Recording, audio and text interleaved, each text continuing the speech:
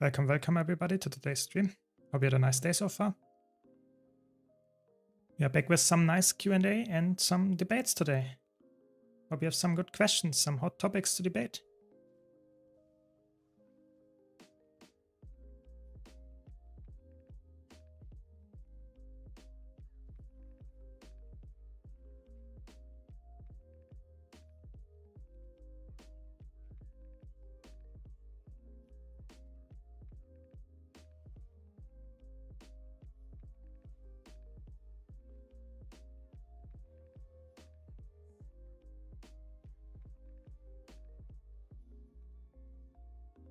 So there we go.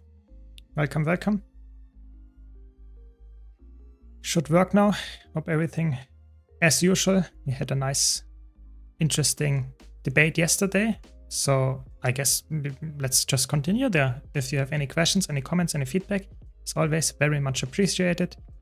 And other than that, just I guess let's enjoy the new, somewhat convergence content that we got. Just training here for the upcoming balance patch. So if you don't know, we get a new balance patch in June 24. So that's only not even 2 weeks out anymore. And this will, in my opinion, change how you can play or how you will play Alacrity Heal Scourge. So this will be really interesting. That's why I'm playing this build and want to actually try out how to actually suit it in. So you will change the transfusion. You have this currently equipped, obviously, but this will be completely reworked. And it will now make your staff skills, which are currently not really used in PvE, especially not on a Heal Scourge, also be able to be triggered by allies, and the skills will also get additional benefits. So I think this one gets vigor, this one will heal, this will cleanse, and this will give stability. And this is actually really, really good then. Yeah, you will lose the transfusion, that's sad, but you will get the buff here.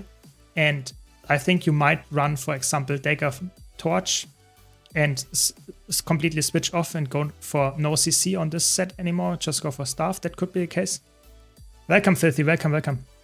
I think that might be quite likely that you just swap the pistol and the Warhorn for Staff and you will be decently fine with the upcoming balance patch. I think this is actually not unlikely, but I feel like you really have to understand when to play Staff, when to play with CC and stuff, going for pistol. I think this will make healing Alacrity Scourge way more interesting to play and, in my opinion, better suited for the general gameplay that you get in Guild Wars 2, but it will be less, how can I say, less straightforward than a lot of other Heal Scourge builds right now, where you just run the same build every single time and you will be fine. This is now more like you have to adjust to the situation to actually get the best out of your build.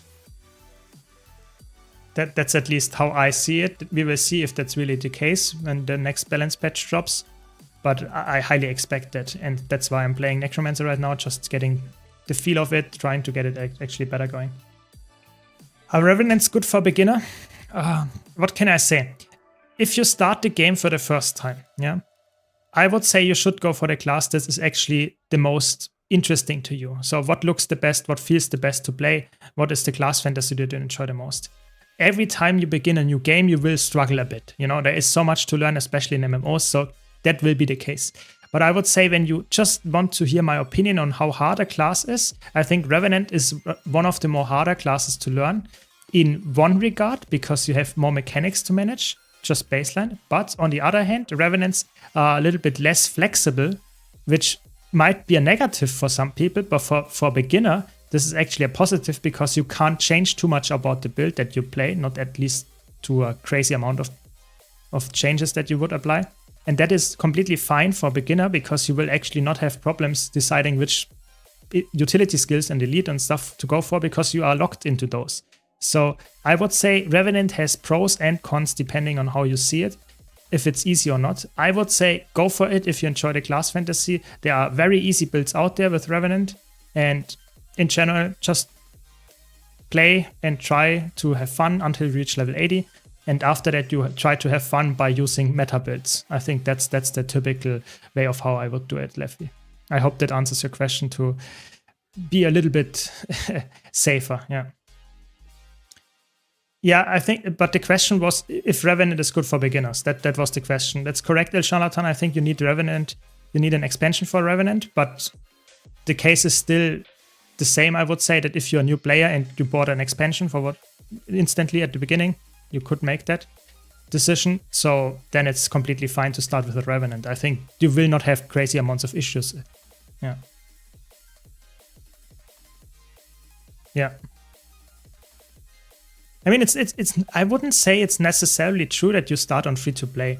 Of course, you can easily start nowadays on free-to-play, but maybe it's someone that comes back. Maybe it's someone that says, okay, I want to play this game anyway, and I will purchase it for like 15 euro or something, or 20 if you get it on sale. I think it's not necessarily the case that you have to be starting on free-to-play. Yeah, I never played the free-to-play variant on my main account, obviously. But on a second account, I actually tried it once, and I was really surprised how restrictive it is. And I was actually quite, so to say, forced to purchase the game. Yeah, and if someone new tries out the game, levels for a few levels, and sees it's actually a good game, I want to purchase this, I think that's completely understandable. Yeah. I would like to play Necro so much, but Necro, even Harbinger, is so slow that it forces me to switch every time, especially in World vs. World. Yeah, I mean, I think that's how Necromancer is designed, Necromancer is designed, especially the baseline and Reaper's kit, is like you are tanky because you have, so to say, 2 health bars, yeah? And to counteract this, to make it somewhat balanced, you have to be slow. So if you want to be a Necromancer with a Shroud and you want to be fast, then I would say go for Spectre. And I'm not joking. I think Spectre is like a fast Necromancer for most people. But if you want to get a really fast Necromancer, you could go for Sword, and some kind of Spear Power Harbinger, and I think then you are quite fast there. But, and that's the important part that I would really want to stress here, you are losing a lot of tankiness. Yeah. So the trade-off is always like either you want to be tanky or you want to be fast. Typically, a Necromancer can't really go for both.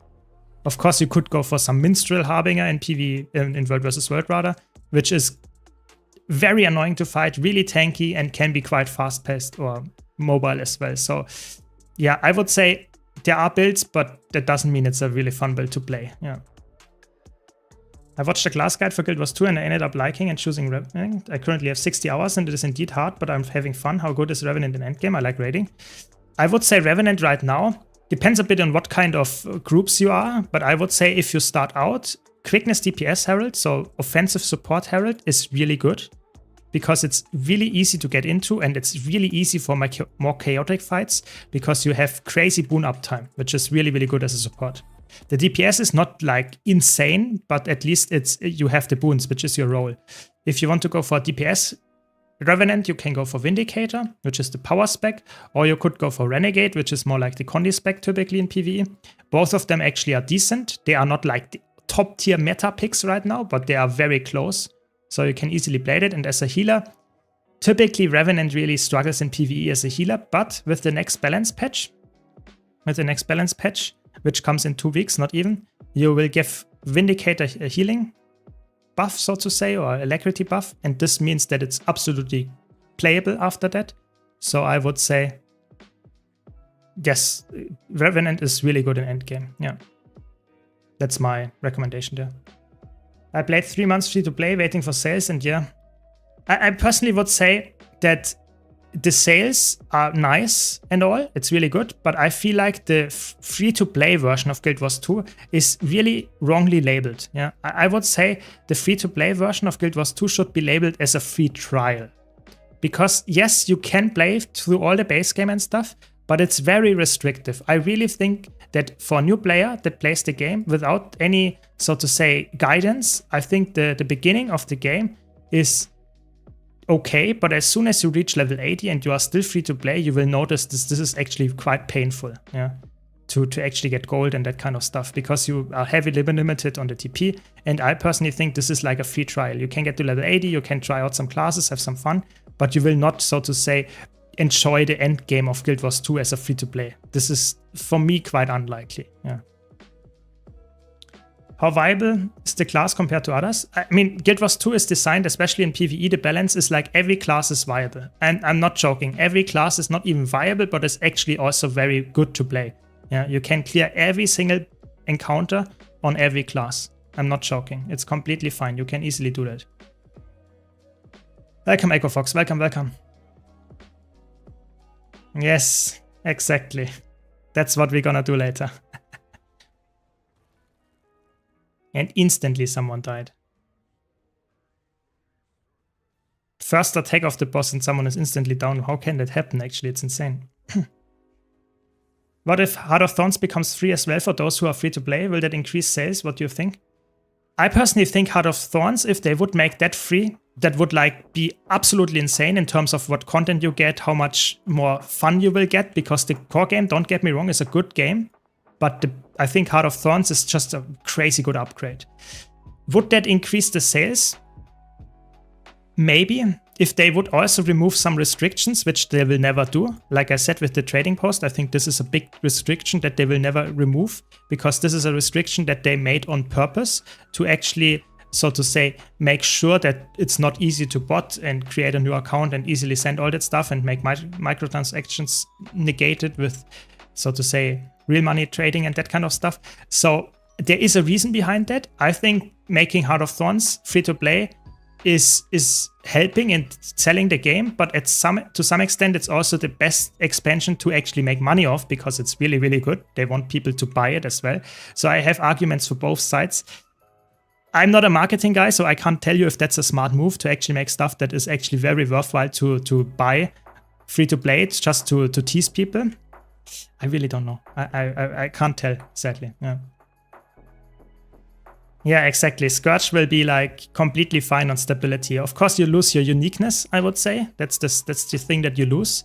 So that you are not really like the Resurrection King anymore. You're like just another version of Druid or Firebrand, or to some extent even Chronomancer. You're just another version of those, but I guess better than not being played in Fractals, for example. I like the change. I'm just very sad that they would nerf Transfusion so much. I think the old Transfusion was really fun that I'm currently running. I think this is a really fun trait, and I'm sad to see it go. That's the only thing. You know, I would like to have both in one build, but it would be very broken. I get that. Scorch already has stopped. Trial of Anguish was changed months ago. Yeah, that's true, but it's not enough. You know, that's the thing. That's not even close to enough. It's just one stack. Yes, you could stack that on top of each other, but still. And the thing that is really annoying about it is that it's one stack on a, let's say, decently short cooldown, but it's just one attack, so you can't really easily stack that. You have to switch to another utility slot. And that's the more important part. It's a little bit annoying to use. It's not like you just shout it like a stand your ground attack from Guardian. You have to actually be active, you know? That means that I have to run over my allies to actually proc that. What is happening in Fractals often is that someone is just randomly moving around, doesn't get the stability because they're not stacking on me. I have to run all the way across the room to actually get to them, and then they just randomly dodge in a different direction and I can't get the stability. So this is why Scorch is really annoying, in my opinion, to play even with the stability thing here. And I think in a perfect world, it would be okay to have a build that doesn't bring stability, but has other strengths. But the problem is, currently it feels like every healer has to have every single utility in the baseline kit. Otherwise, you don't play it, because there exists builds like Chronomancer and that kind of stuff. So I feel like they put themselves in a corner where they don't want to be. And now it's too late to actually change that. That's sadly the truth here. Yeah. Heart of Thorns is the best expansion. Why would they make it free? Yeah, exactly. I think it would be like biting themselves in the back by making the best expansion free. But it would also be a big showcase that the game is really good. You know, so I can see both arguments why this would be a smart move. But I think they actually have to make some money, and it's like a buy to play game to some extent. You know, and if you don't buy anything just to play the game, I think that's also sad, because it's a really good game. It's not like it's really aggressively monetized. So I personally would say leave it as it is and try to make actually the expansions go on sale more often, or make them market a bit more so that people really are intrigued by buying those expansions. Yeah, that's my take, I guess. Yeah, it's in my opinion, it's really cheap. That was the biggest mistake that they make with those sales, is that the baseline, so to say, how can I say, the baseline amount of money that you have to spend on Guild Wars 2's expansion, Heart of Thorns, Path of Fire, and EOD, End of Dragons, those three, is in my opinion way too low.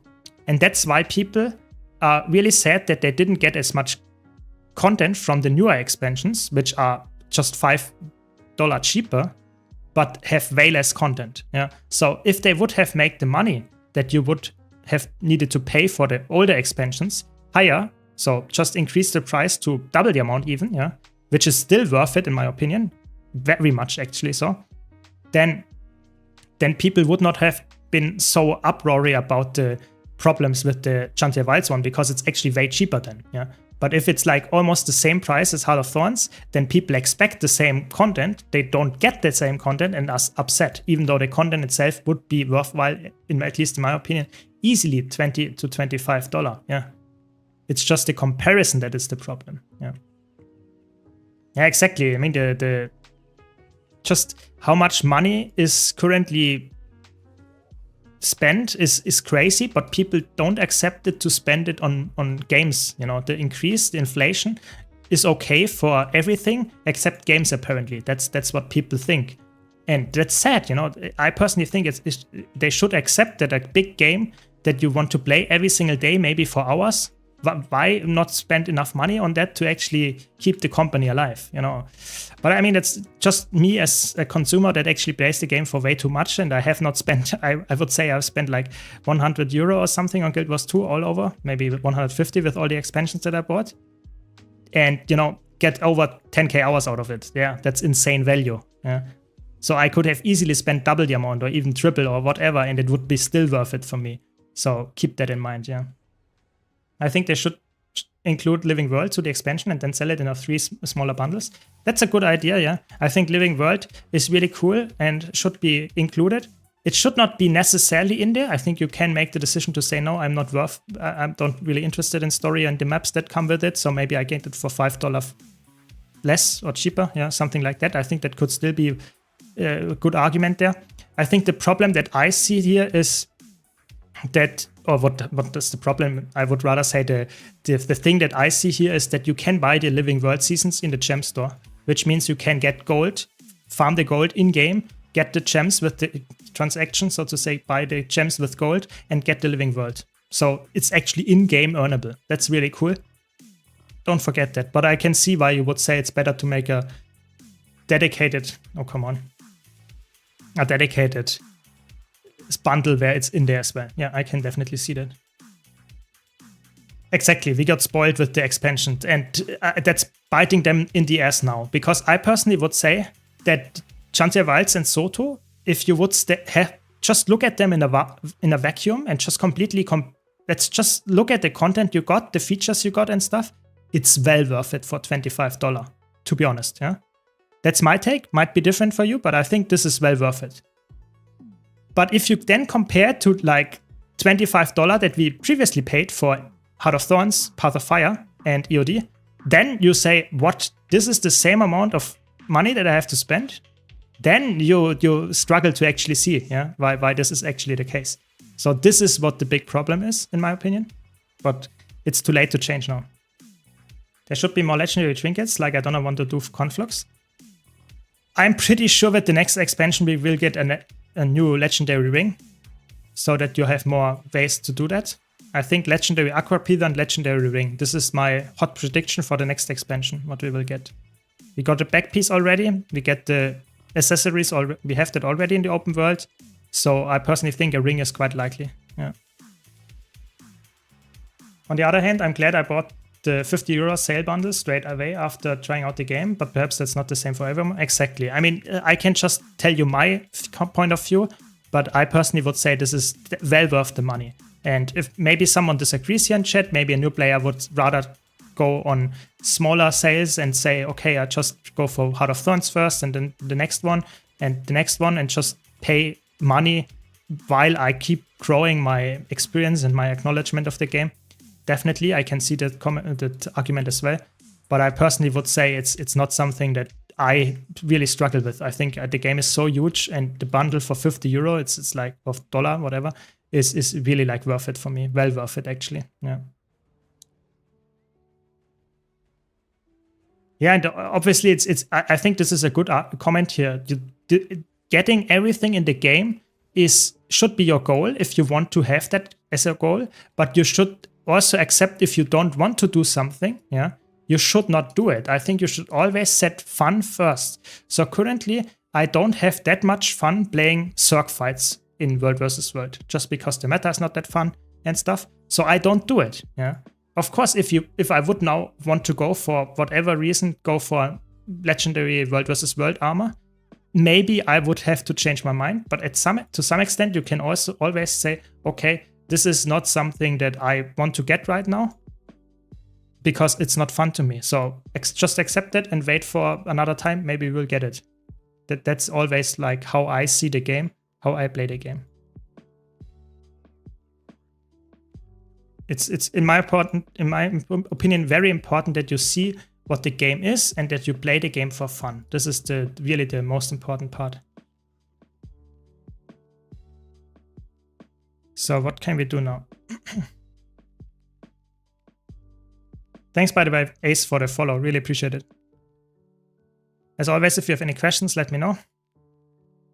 Let's go for some strike missions, I guess. Maybe not.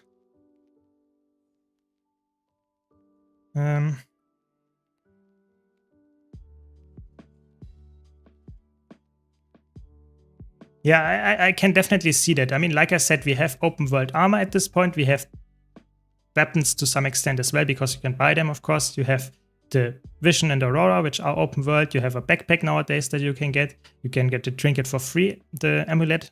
And it's just like the rings are a little bit like not as easy to come by for some dedicated open world players, I would say. So that means that it's quite likely, in my opinion, that we get those. And it's also quite likely that we get the Aqua Breeder, because that's the only thing in my whole inventory that is not ascended, or legendary rather.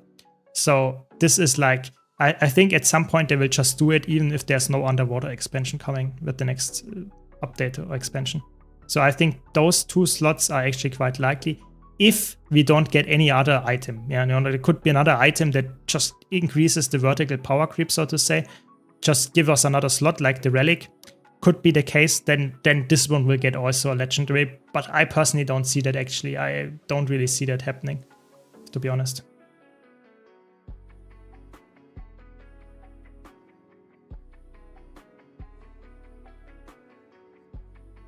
For me, instance content is bigger than open world content. I don't do World vs. World or PvP, so I would like to get my stuff from what I enjoy. Yeah, that's totally fair. I think in the beginning, the ArenaNet was always like, we want to have players getting legendary gear only if they play every game mode. You know, you had to do open world, you had, or to some extent open world, to farm stuff, get the map completion there, get the gift of battle from World vs. World, and get that stuff. So they had this design idea. But after a while, they decided, okay, this is not the way we want to do it, and they wanted to make dedicated legendaries for every single game mode. And now we are in a spot where you can actually not only play PvE, but you can also almost exclusively play open world and still get all the legendaries. So El Charlatan, I would actually be quite, don't be that worried, because I'm pretty sure this will actually be happening. Yeah, you don't actually have to do World vs. World for the next ring, I would say. It's quite likely that you will get a ring with the next expansion. It's obviously not guaranteed, because we don't have any information on the expansion yet, which we will get in July at some point, I guess. But after all, it's also, let's check the time, but after all, it's like still 139 days until we get the next expansion. So it's on the 28th of, how is it called? 28th of October. I think this is the predicted date. So the last possible day on a Tuesday where they could drop the expansion. But at least we get another expansion this year. I'm happy about that. I hope the expansion is good enough, big enough, has crazy new features, whatever. that it's worth the wait. I just don't hope that we get like a really small map and no real content there. But we will see. We will see. Only future and arena that can tell, as I always like to say. I've been wondering about skills. If I dual wield, does offhand skills only use the stats of the offhand weapon, and combination skills like unload, which weapon stats does it use? So it's always about the weapons that are combining the stuff. So it's not like the weapon strength is like combining. So if you, for example, use an ascended dagger here and you use an exotic sword here, you will lose damage even if you do dagger attacks. Yeah, it's always just a combined stuff. But yes, you're correct. If you really want to see only the, so to say, weapon strength, then it's about the attack itself, yes. But the weapon strength itself does not matter in that extent because it's like independent of what stat your weapon has. It's just the quality of the weapon. So Ascended and Legendary are the highest and then it goes down. So it's a weird system. It's a little bit outdated, but yeah, that's how it is, I guess. When Legendary Armor got released for the first time, it was raid exclusive. I didn't want to do raids, so I didn't get it. I got World vs. World and PvP sets when they got released. Later, I got raid armor as well, but didn't force myself into it. Do it for the armor. Yeah, I think that's the healthy way to go for the things that you actually enjoy doing, and then you will be way more happy to play the game than if you force yourself just to get a specific carrot that you chase. Yeah, that's my take. Might be different for you, but I always say I like to have a goal. But if the goal, so to say, is nice and the way there is horrible, then I actually don't want to do it. Yeah. So I really focus on having a nice way to the goal. That's the important part, for sure. But like I said, everyone is different. So yeah, you can't really tell for sure what's the best way, you know. So, someone has maybe a completely different opinion there.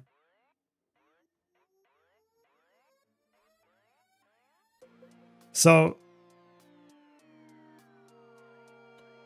what can we do? Let's check. I guess we can do Chuck.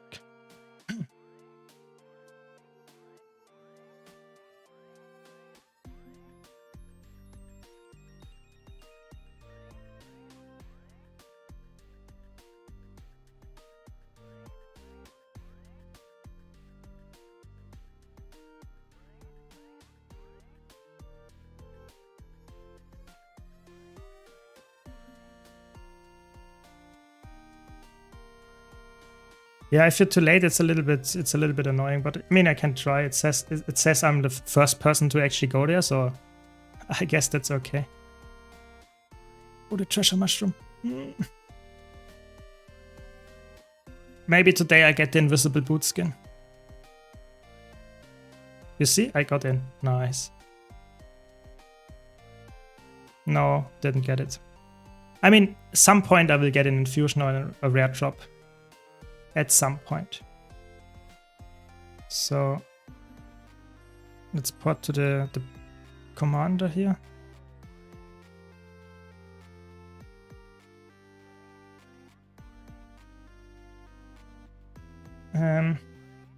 The in-game store is pretty weak. They could be making way more money if they rotated items more often and actually added new ones. There's a lot of untapped potential in how they monetize the game. I would say they monetize the game in a healthy way, but I would agree that they have so much left potential, you know, that is not touched at all by them. I think this is like really clear. I can't tell you how much of that is actually a conscious decision and how much of that is actually some kind of engine limitation or some kind of resource limitation that they have. Yeah, so I'm not a developer, so I can't tell you. I'd never worked with the Guild Wars 2 engine, and I can't tell how this affects the content output that they have there. But I personally would definitely say you are completely right. I think they could have way more skins, way more interesting stuff in the gem store to monetize even further. Yeah, I definitely agree on that one. I've never seen in my life a treasure mushroom. I mean, you need the mastery for that one. That's the funny thing. I don't know if you have that, but there is something here. Where is this? Nuox stealth detection. You need that mastery to actually see those mushrooms. And if you then defeat them, because they are very, hot fought over, and people really want to kill them very fast all the time as soon as they spawn, because they have a chance of dropping the invisible boots or invisible footwear, whatever it's called for your armor weight. And they are quite expensive, yeah. Let me check. They are like 5k, yeah. 5k for just a random drop that you get. So at some point maybe I will get it, but you know my luck. Let's leave it at that.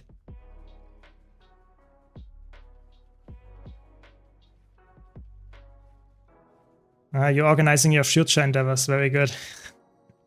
Yeah, I mean, Guild Wars 2, you should always have a goal, you should always have fun in the game, and there's a lot of stuff to grind. So if you have fun and setting yourself a goal, then you will probably never run out of content. That's my biggest tip to not burn out in Guild Wars 2. Set yourself a goal, long-term goal, and just have fun, enjoy the combat, have fun, and accept the game for what it is.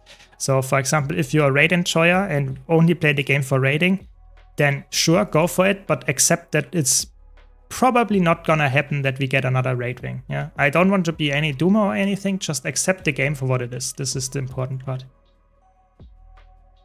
What's with the invisible boot skin? Some sort of foot fetish going on? It's to be honest, it's a very expensive skin. That's the only reason why I want to have it.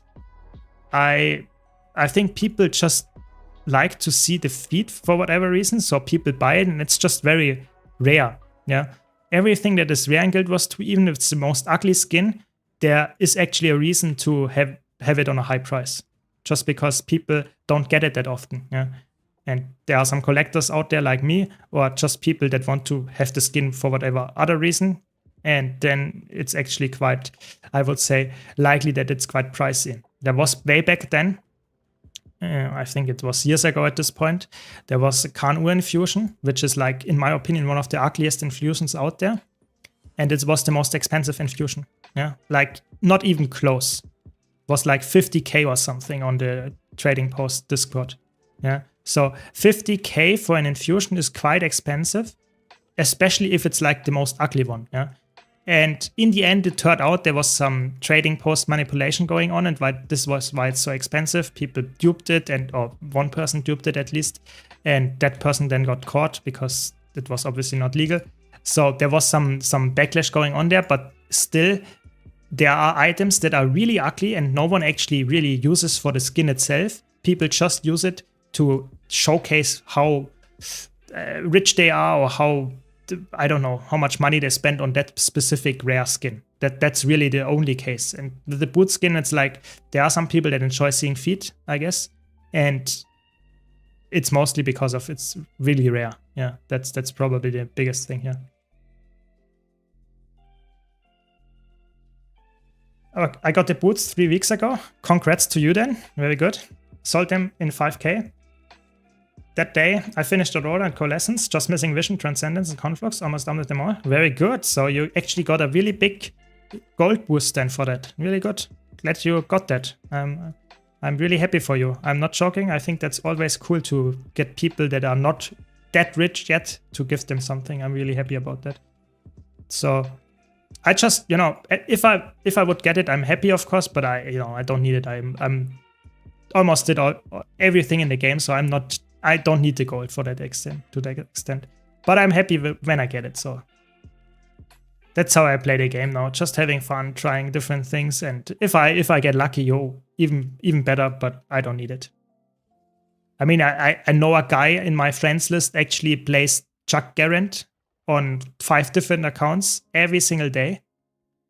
And this guy had like, I don't know, I think 5 to 10 Chuck XX drop already, because if you do it like that often, then you will get it eventually.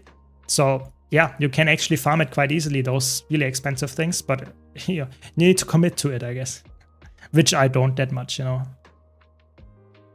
Did you craft a new backpack? No, I will craft it maybe at some point in the future when it's cheaper, but I currently already have a backpack, and I would just craft it for the skin. And to be honest, 3.5k or something, what it's worth now to actually get that, is quite expensive for a skin that I would probably not even equip. Yeah, so I will wait for it to go down in price, and then I will craft it. It's really not urgent, you know. Having full legendary keeps you, so to say, on a safe bet with all the legendaries that come out, and you can just say, I will wait a bit. That's the same that I did with the spear. You know, I have the spear skin here from Chantervalds. I got this one like a few weeks after the release, and it was way cheaper than if I would have bought it in the beginning. You know, that's one thing that I can always recommend to people that want to get more gold in Guild Wars 2. And it's a stupid or maybe an obvious answer to that, but I would always say go for stuff patiently. Yeah. So if you are patient, you will be rewarded in a way that you get stuff for cheaper. That's just naturally true for almost everything, but it's very true in Guild Wars 2.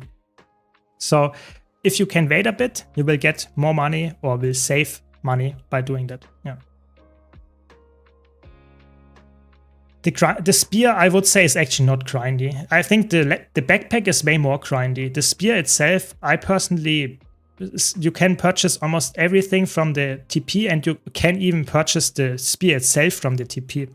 So it's not, if you don't like it, you can just purchase it for 2.5 to 3k, which is obviously not cheap, but you can, so to say, you don't need to grind anything for that. Of course, if you want to go for the backpack is, I would say, decently grindy, but it costs 3.5k on top of that, and you can't purchase it from the TP. You have to craft it yourself. So, yeah, arguments for both, I guess.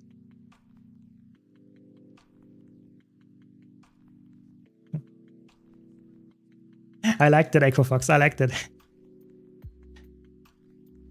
What is the use of backpack, by the way? Is it just stats, or is it additional slots in inventory? So in Guild Wars 2, the backpack is like the other trinkets. It's just additional stats, and it's actually not that many stats anyway. And it's just really for the stats. And it has you can equip a skin on it. So those floaty silk things there from me, this is the skin. Yeah.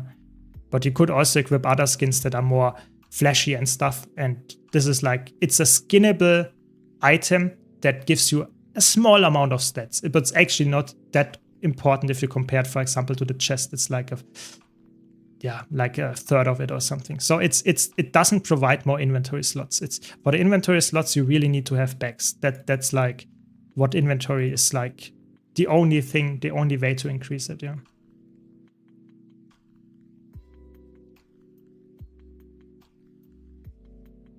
Why do you choose female over male? I mean, this is an interesting question, but how can I answer this without, so to say, sounding weird? But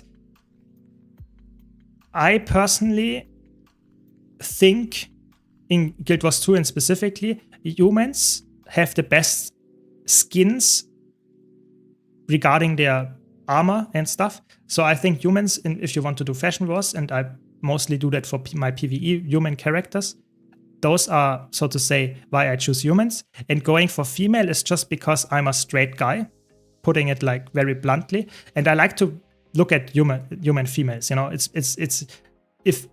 of course, you could make the argument to say, okay, I identify myself as a male, and that means that I can go for a male character, sure. But I personally would rather watch, so to say, my female character. I mean, it looks more elegant. That's what I feel. Doesn't mean you have to feel that, but that's my decision why I went for that. That's the answer there. Yeah, but it's like I have like 70 characters, and not all of them are female. Pretty much half of them are not female. So it's just the ones that I play are female. That's the difference. Yeah. But it's like very important to me to make this distinction that everyone can play what they want. I don't care. I'm just saying personally for me, this is why I do it. And there is actually a slight thing that actually makes females better, especially human females. I'm not joking there. In a Twilight Oasis fractal specifically, you get rooted in place if you play a male character.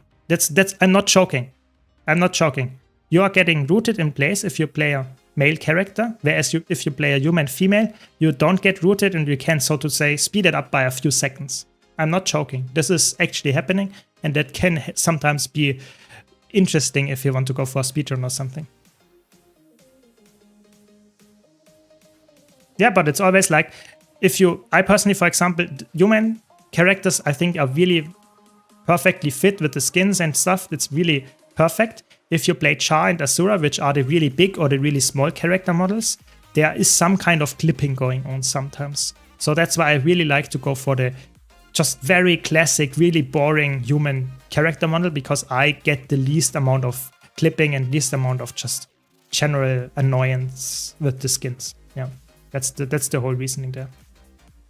But you should always go for the one that you actually enjoy playing. I actually started playing, for example, back in the day, I started playing as I think it was a Sylvari. No, I think it was an Asura Elementalist. And I noticed after a while that I had way more fun on a different character because it was a different race. And then I swapped to a different Elementalist with a different race. And I actually had way more fun on the same class just because it was looking differently. I'm not joking. So sometimes it's like you have more fun if you actually enjoy the look of a specific character or class. That's at least my experience there. Ginseng, that's an interesting question. I'm pretty sure it's for human. But I personally actually think it's actually only human females let you move. All the others are, so to say, locked out. I'm pretty sure that's how it works. So I think only human females is really like the meta thing there, but I'm not 100% sure on that. So please don't quote me on that. I think it's like, I'm pretty sure that this is the case, that it's only human females that are advantageous there, but not guaranteed, yeah. Welcome, Gigaman. Welcome. Can you play Reaper as a tank bruiser in PvP? Not really. The problem that Reaper has is that Reaper, or General Necromancer, is designed in a way that it is slow and has damage and is somewhat tanky, but, and that's the important part, doesn't really have any crazy self-sustain, with one big exception. Power Harbinger with Spear has crazy resustain, and then I would say this is a Bruiser build. If you want to play a Bruiser Necromancer, go for Harbinger. But a Reaper is just very sluggish and just quite bad in terms of long fights if you can't get a support on you. It's like Reaper are really, really strong in long drawn out fights where you have a support on you, because you're the, so to say, the DPS that just tries to deal damage over time, constantly. A Bruiser is more like someone that is self-sufficient, whereas a Reaper is not really self-sufficient. You should play Harbinger if you wanted to be self-sufficient. Yeah. Is there a size limit on the chat? I wrote a little bit bigger story, but I don't see it pop up at the stream. Could be. I mean, I didn't see it. Maybe it was... Maybe you have to send it in multiple messages. I'm sorry. I don't know why it didn't show up. Thanks for the follows, by the way, and really appreciate the sub. Really, thanks a lot, Alta. Really appreciate it. Hope you all enjoyed the stream. If you have any questions, please let me know. And yeah, I mean, if it's a really long wall of text, maybe my bot deleted it. But like I said, just write it again and try it in different messages. It should be fine. You know, I'm really sorry about that. My favorite telepathically linked YouTuber. Welcome, Gail. Welcome. I mean, it's funny because it's so often that I publish a video and then someone in the comments writes, "Holy shit, I just had this question and wanted to ask you that," and then I published it. It feels like a lot of people have questions they want to ask me, and someone else asked this question before, or I just thought this is a cool video topic, and then I release it. It's really fun, and I'm happy to actually help people a lot. So glad I could help this time. Yeah. Thanks for the daily content, much appreciated. I'm kind of a new player in this game and loving it. Keep the good work up. Yeah, that's what I want to do, you know. I want to be someone that is actually there for you if you have questions, but also just if you want to enjoy the game and want to talk about it, that's what I want to do as well. And I'm always, you know, I'm really like, I love the game, and because of that, I want to get more players in the game. Yeah, I'm not joking, and I really hope that this will be reached, that I will get more players to be interested and stay in the game just because I create content for them. Yeah. Yeah, sure, go for it, Gail. Don't worry. In my case, I discovered that I don't suck at much in PvP. If I take a sexy human female wearing a tiny bikini, that's it. Yeah, okay. I mean, I guess that's if that works for you, sure, go for it. You know. Why do you never play Boon DPS Chrono? I actually do. I actually play that quite often. It's just more like typically people ask for heal support, that's why I play it, and sometimes I get to play DPS as well. It's like Boon support, I just play sometimes as well. As a new player, my advice to a unit is that they really need to streamline how things unlock. I played the story up to level 80 and cleared my maps between them. At level 80, I wanted to unlock at least one elite specialization. I followed the advice to go to Path of Fire for hero points. Soon I realized that I needed mounts to reach all the areas, so I continued Path of Fire to unlock these mounts. Then I found out that my World vs. World build needed base and expanded weapon proficiency from Soto.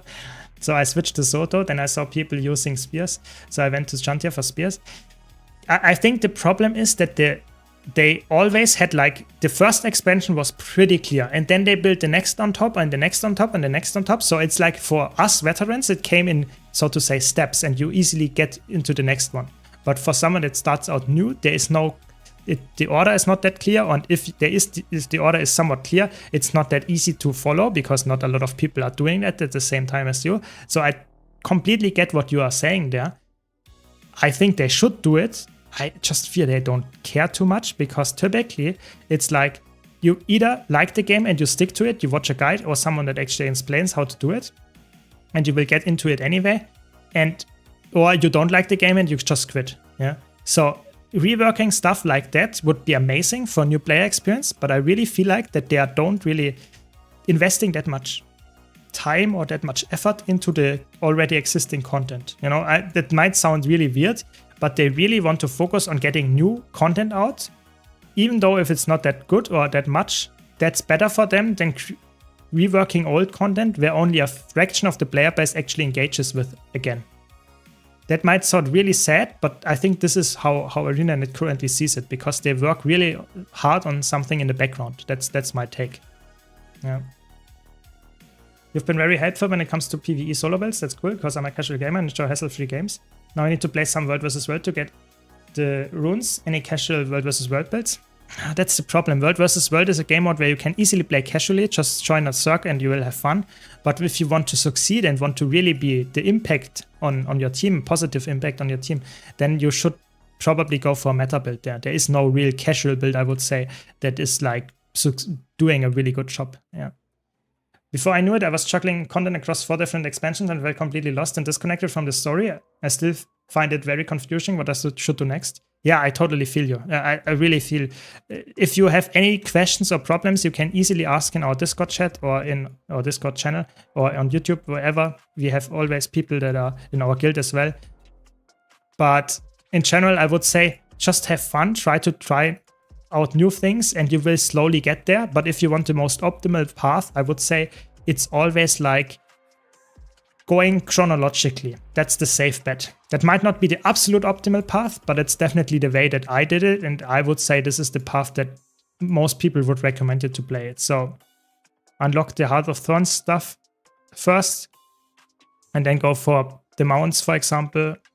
I have a guide about which masteries to go for, maybe that helps as well. But personally, it's really hard to make all of that in a single video or some kind of like that, because there's just so much stuff to cover. So if you have a specific question, sure, go ahead, ask it. But I really don't know how to fix all of that in one concise video. It's really, I try my best, but I really couldn't do it right now. Yeah.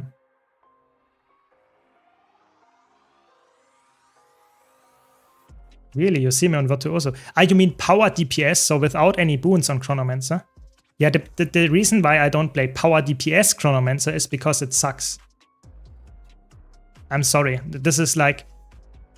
So, let me explain that to you.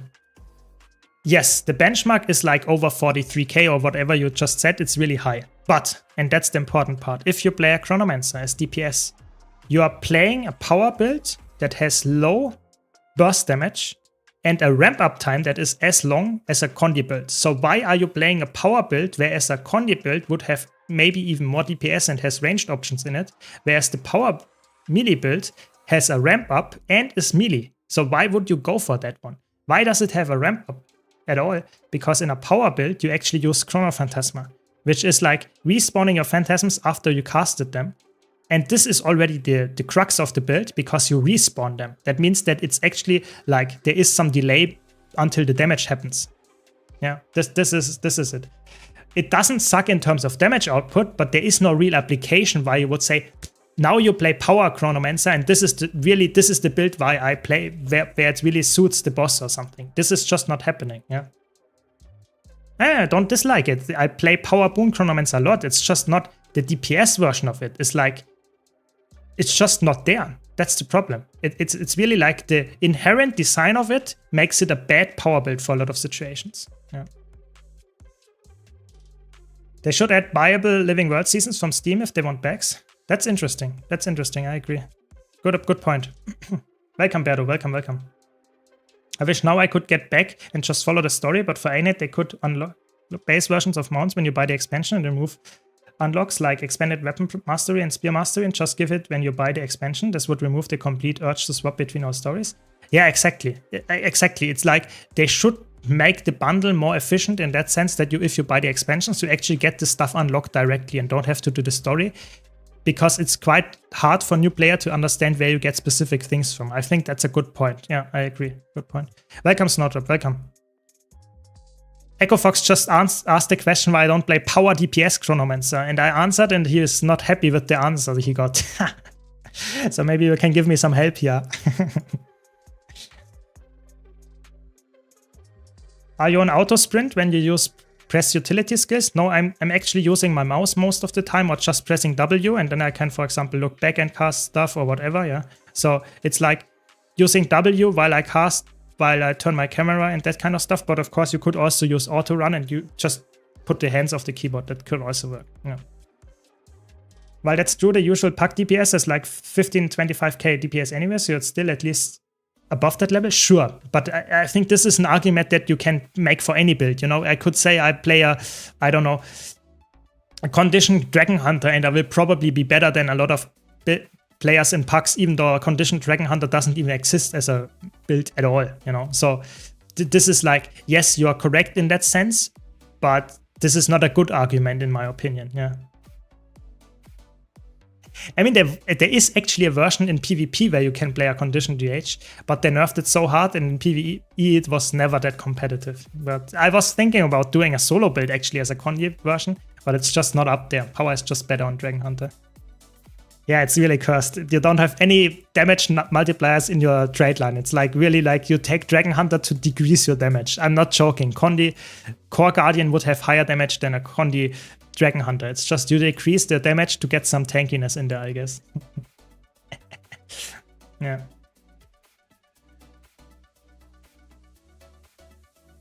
Don't want to deal with CS shenanigans. Power Virtuoso is just dumper AFK damage. Yeah, I think Power Virtuoso is also, don't forget that Power Virtuoso has crazy good burst damage, which is always good. And especially if you play the Greatsword variant, you have crazy range damage as well. It's like Virtuoso brings everything to the table that Condy Virtuoso has, but you also are power builded with crazy burst. So I really like this really safe playstyle of a build with distortion in there, with having a flexible utility slot. Even more can be brought very easily. Stuff like that is really strong. Whereas, for example, if you play a power DPS Chronomancer or even a power Mirage, you are really locked into a very tight rotation, are locked into a way more utility skills. If you don't use them, you actually lose quite a lot. Stuff like that. So I would say power DPS Chronomancer is a fun build. I played it actually quite a while ago, like 5 years or even longer, when it was meta, because it had like crazy insane damage output. But nowadays it's like the damage is like on par with Power Virtuoso for the most part, but the burst is shit.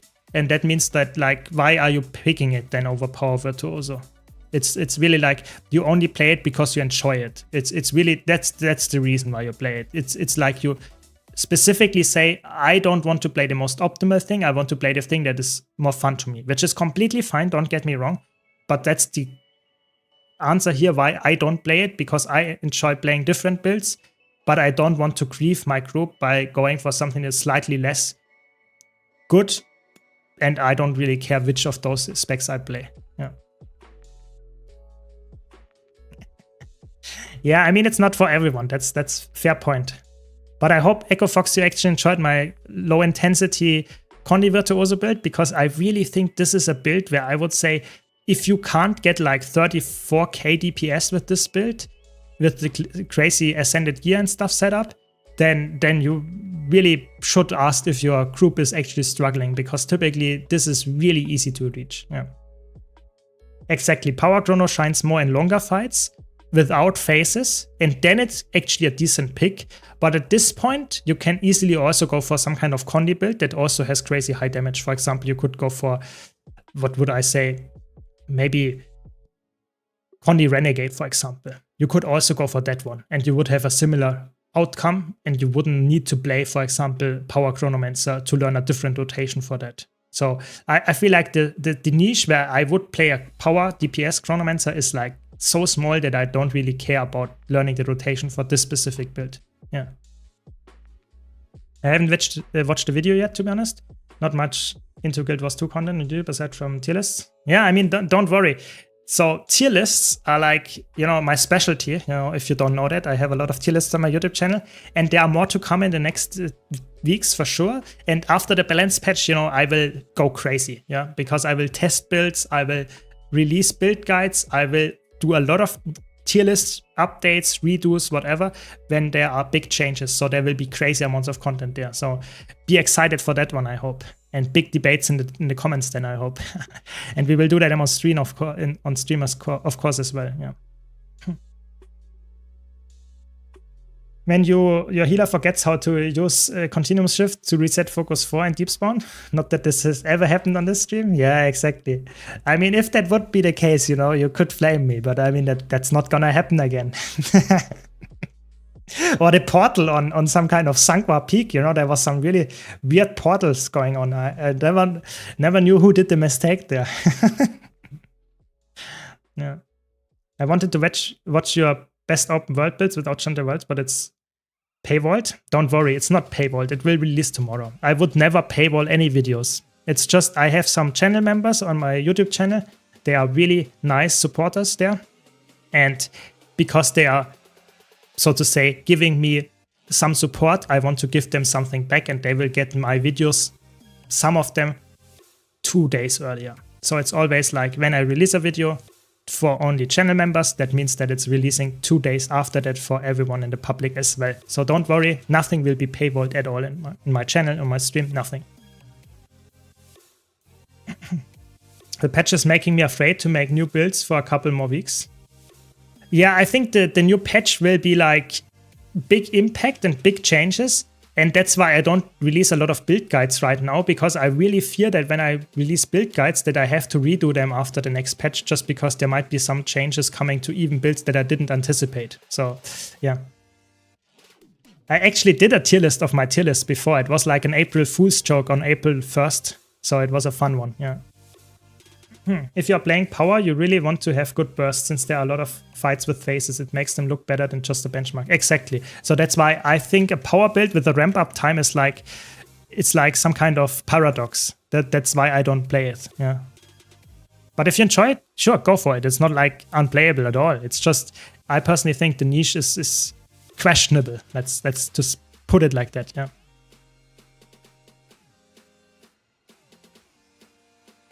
For Twitch Prime, I mean, you don't get any advertisements on my stream. I can't turn them off anyway. So that's if you turn them off for yourself, then if you do it, and you get access to the crazy good emotes here on stream.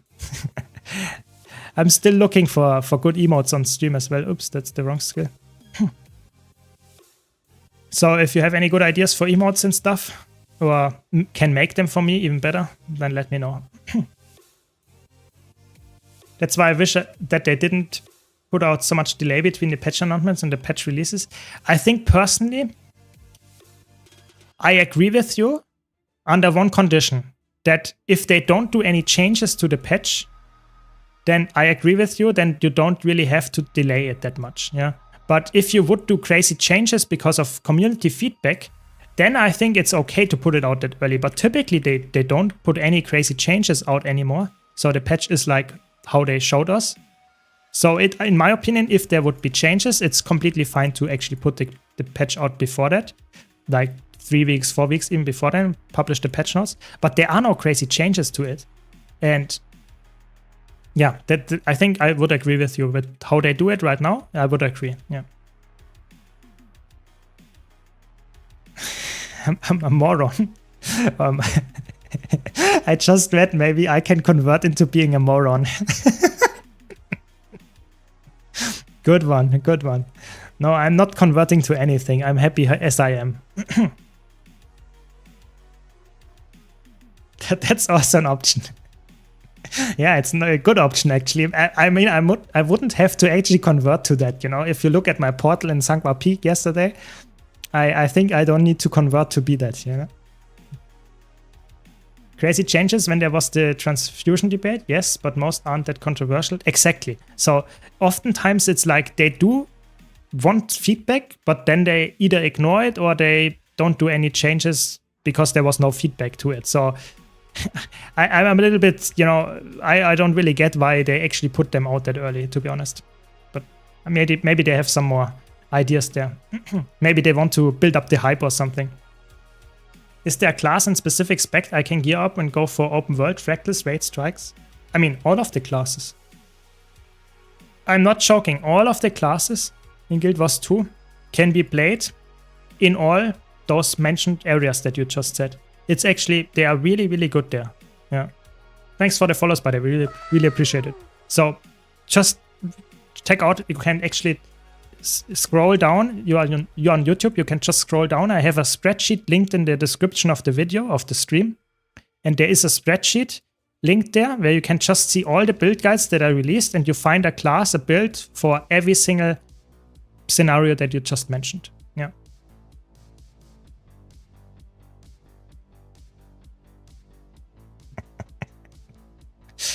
Yeah, some interesting, yeah, controversial takes here by Snowdrop. I like it. I mean, we had some interesting things that you mentioned yesterday. I really thought about it, you know, that I like to drink water because I want to take it away from the fish. That's a really good one. I really like that idea. I haven't thought about it, but maybe that's subconsciously why I actually do that. I think this is a really good one. I agree. I don't know. I just got someone on 99cm saying after Archers respawned. What? Okay. Interesting. But there are totally elitists who will prefer some specs over others. I mean,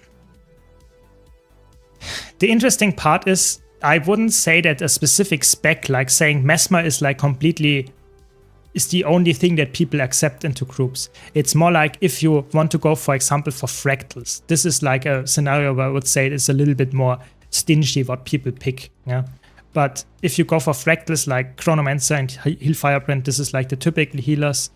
If you want to go for DPS there and go for really try-hard groups, then you would probably go for DPS Spectre and DPS Grabber, DPS Soul Beast, DPS Dragon Hunter. This is like the typical DPS setup, and maybe Harbinger as well, something like that, or Willbender. It's like I have tier lists for all of those, so you can check those out if you have a specific situation in mind, but I can't tell you pick this class and like in every single scenario you are the best. It's like it's quite well balanced in Guild Wars 2.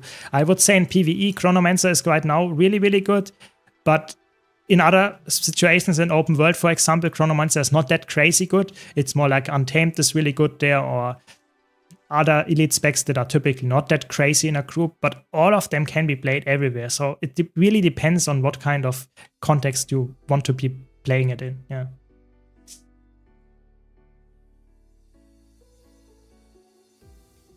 You can respawn after wiping. Yeah, exactly.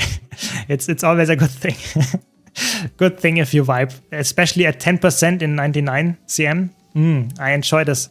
Yeah, at 10%, and then we have to redo the whole boring fractal again. That's like, ooh. That's why I really hope that people use the revive ops there. It's not even that much longer. It's just so boring, this fractal. especially as a healer where you don't really do anything and just standing there and, you know, splitting and that's it. It's really boring. Fastest way to farm as season 4 mats. I mean, season 4 mats you farm on the season 4 maps, but I would say you can easily do them, for example, by doing, how is it called? Let's check. Eternal Ice Shards.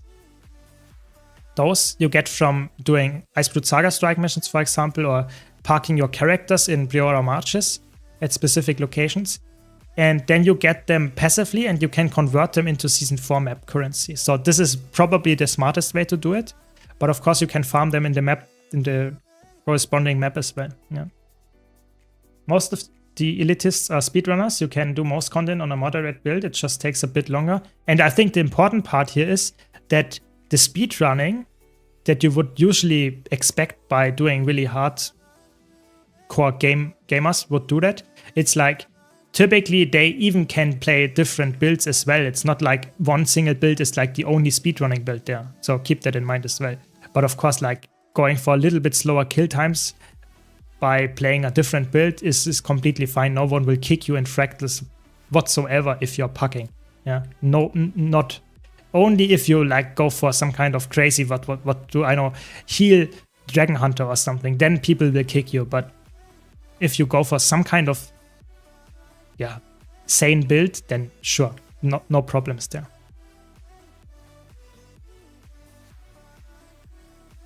Yeah, I mean, Warrior is not in a... I wouldn't say Warrior is in a bad spot, actually. I just would say that Warrior is in a spot where a lot of people don't really see the niche where it actually is in currently. So I personally would say Warrior needs some more uniqueness why you would pick a Warrior. Heal Berserker and DPS Berserker are actually decently good. It's just people don't really use them for the most part, even though they are good, because they don't have that much uniqueness in it. Yeah. They should change 99 CM, so if you wipe once, you have to additionally do the normal mode jumping puzzle to get to the boss again. I mean, then I would instantly not do it again. I'm not joking. I would never do it again because it's like horrible. It's like the normal mode. You did it, I think, with me once, you know, or someone did it on stream with me, and it was like I didn't even know where to go. I was just following the group because I really hate the normal mode. I did it like once for the achievements, and that's it, because the normal mode is like such a weird piece of fractal. I really don't like it. Yeah. So if they would do that, Echo Fox, you have succeeded in letting me do, let's say, CMs minus 100, minus 99. I'm not joking. That would be the outcome. That's such a good idea. Yeah, sure you like it, Snowdrop. Sure that you like it. Yeah, Emboldened for Fractals would be an interesting thing. I agree. Emboldened for Fractals would be like helping players out to actually understand what they are doing wrong, because then they can actually succeed in Fractals that they would normally don't do. And it would, maybe don't do it like you could actually say to activate at the beginning. I think it would be more like you have to fail once to actually get one stack, you have to fail twice to get another stack. I think stuff like that, that's how you should do it. But in general, I would say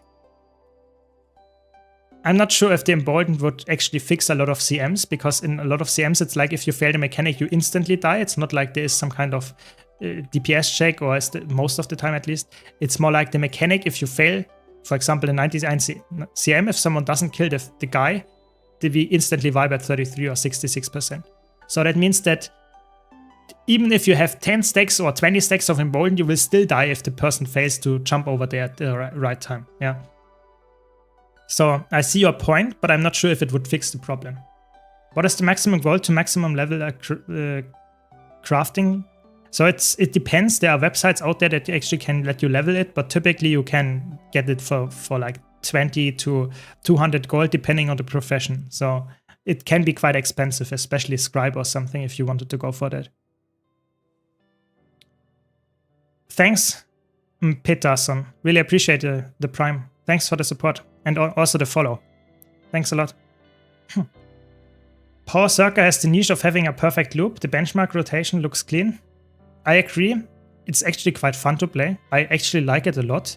It's very button mashy. A lot of people dislike that, but I feel like it's very fun to watch, and it looks really clean, and this is really cool to play as well. I just don't play it that much because I feel like the quickness uptime after the balance patch will be amazing. Before the patch, it's like, yeah, it's you have like 110% uptime, and if you fail like once, or if there's some mechanic, you actually drop quickness, and that's not something that you want. So after the patch, I will go for it. Before the patch, not so much. I actually could add some ones in the meantime, yeah. Just maybe if you have some cool ones, you can just send me a list on Discord and I will add them later or tomorrow, yeah. That's a good point, good point. At that point, just add CMs to lower tiers. I mean, they could do that as well. I mean, I think that's actually something that, in my opinion, would be interesting as well if they can't put enough resources in giving us new fractals. Adding CMs to already existing fractals could be also interesting, yeah. I'm not sure if I would do then CMs and tier 4s every single day. Maybe I would just do the tier 4s with the CMs that they are currently, like if there's a Chaos CM and there is a Sankwa Peak CM and there is, I don't know, Urban Battleground CM, then I would do those 3 because they are currently daily, but I wouldn't do all the other CMs as well. I think that could be a cool thing to do. But I really doubt that we get way more fractal output. Fractal Emboldened would also teach the wrong things. It basically promotes skipping mechanics due to DPS overload from the effect instead of understanding them. The problem is, like, if you have good DPS and don't understand the mechanic, it doesn't matter. So you will not learn it, but a lot of people don't get to that point. So they have to actually understand the mechanics first, then they get better at DPS, and then they can skip the mechanics. So I think that's a more healthy way of learning it. If you then include the Emboldened, I'm totally with you there, then they would just skip this step where you would actually learn the mechanics. So good point would be to actually make it so that you maybe increase the health of yourself or the healing output without actually increasing the DPS, so that the Emboldened is like really limited what it actually provides. That could be a way of doing it, yeah. Yeah, after the new patch I was actually back then when like the raid wings were frequently releasing, I was actually playing Circa as my main class. I'm not joking, that was my main class back then, yeah.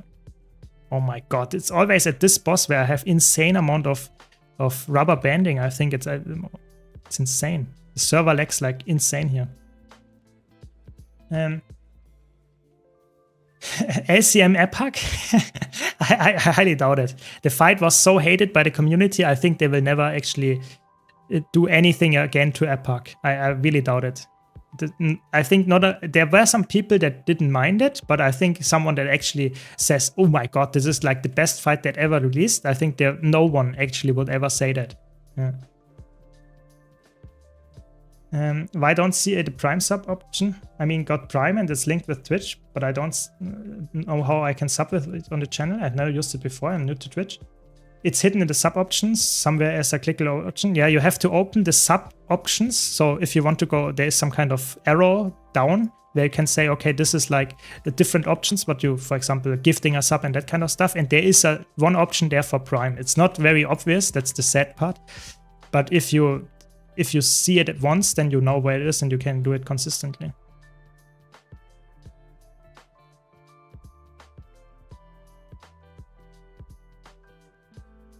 So,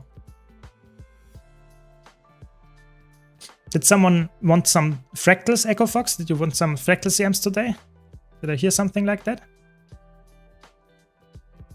With Condi Virtuoso? Yeah.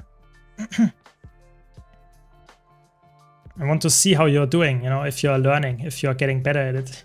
No? Don't have to do it if you don't like it. Maybe you pull out the, how is it called, power DPS Chronomancer and the power fractals, you know. I would love to see that you learn that, you know.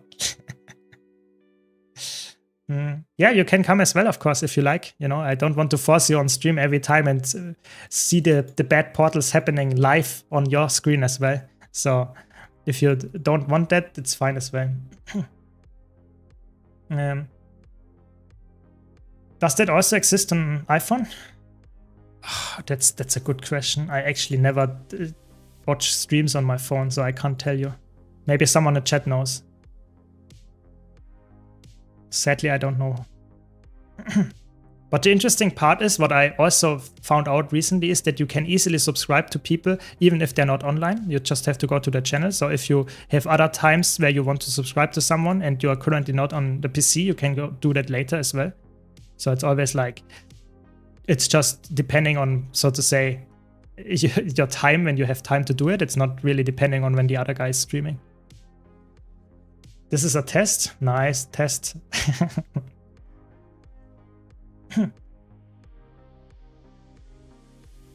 Yeah, I mean, if you don't have Prime, then you don't know. That's true. That's true.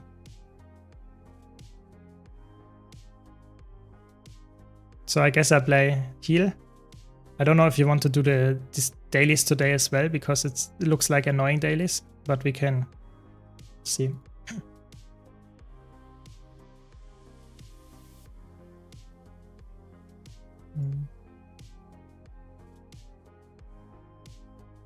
What were you testing, Gale? Snowdrop wants to do heal, yeah? I mean, that's fine as well, you know? You can go for healing or whatever you want. I can fill, you know? It's I don't care. I just won't play power DPS Chronomancer. That's not what I want to play. Ah, that's what you do. Interesting.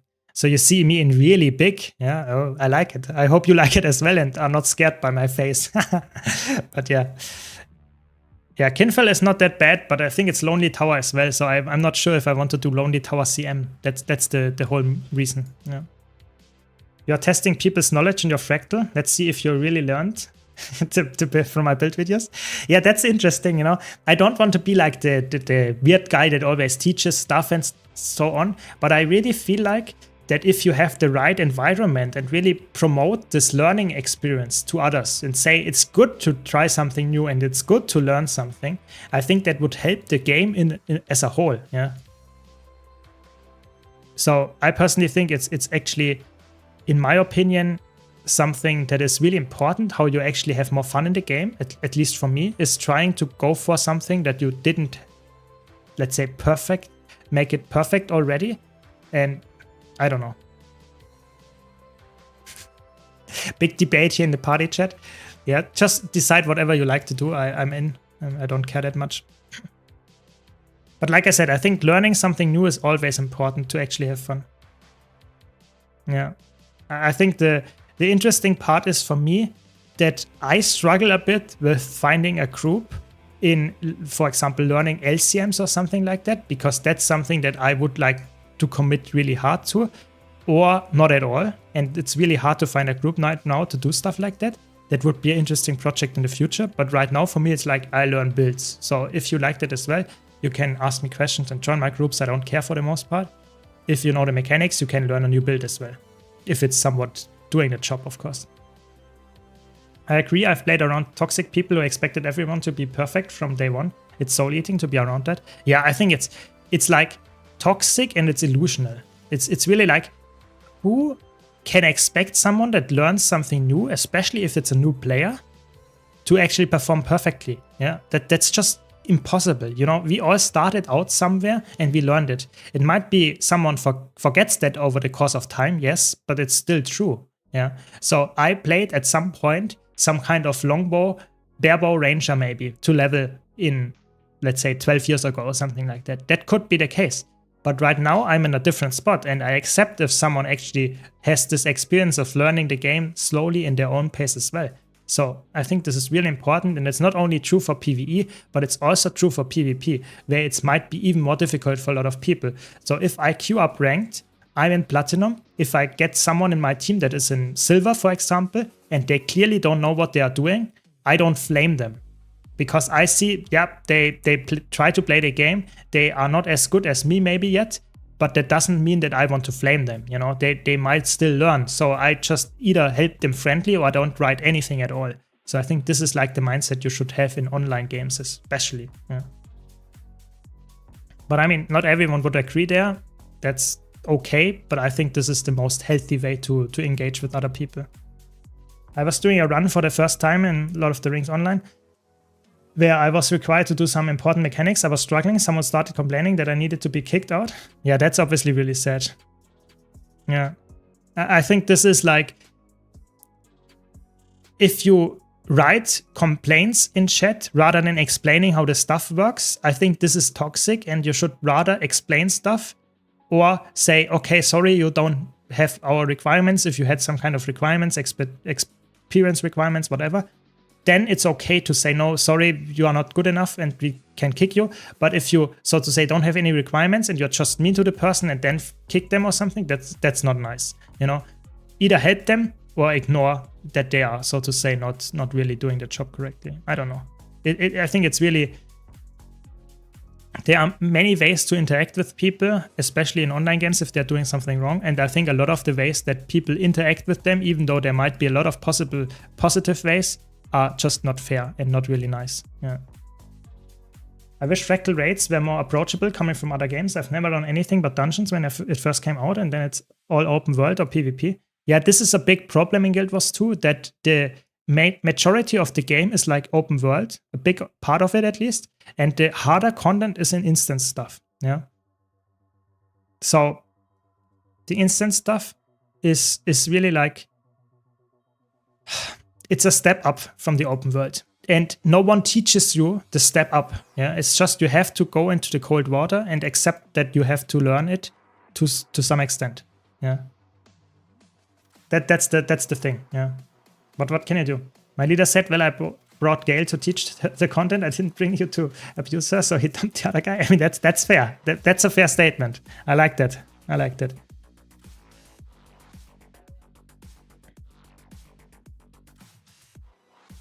Okay, I go Alacrity then.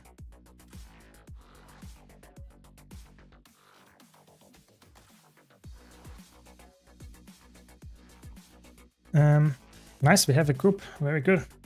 I had the most toxic experience in some training groups. Yeah, I think training groups can be either hit or miss. You know, sometimes they are really great and you actually get crazy nice people and it's really fun to play and you actually all have fun. But sometimes you have crazy toxic people, even though you are training, you know, where you should expect people to not be perfect in their gameplay yet. Yeah. So it's actually, yeah, I can see sometimes it's horrible, sometimes it's really good. Yeah. What are they doing? Yeah, exactly. Exactly. Yeah, there's always something like that coming up, you know. Okay, so I guess I go heal. Yeah. What do we have this time? It's Kinfall, Cliffside, and Lonely Tower. I like Kinfall actually daily is quite nice. Lonely Tower not so much. Cliffside is okay. I don't go DPS. That's not what I do. But I double checked if I actually have alacrity. You know, this is more like that could happen, that I go for quickness even though someone wrote it they are going quickness DPS. Yeah, that could actually happen. I could see that one. Yeah.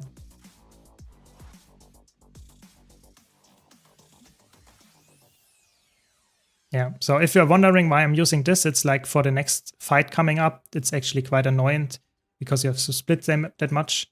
And it's just better to actually... This guy... I'm not sure if this guy knows that we have to fight the boss here first.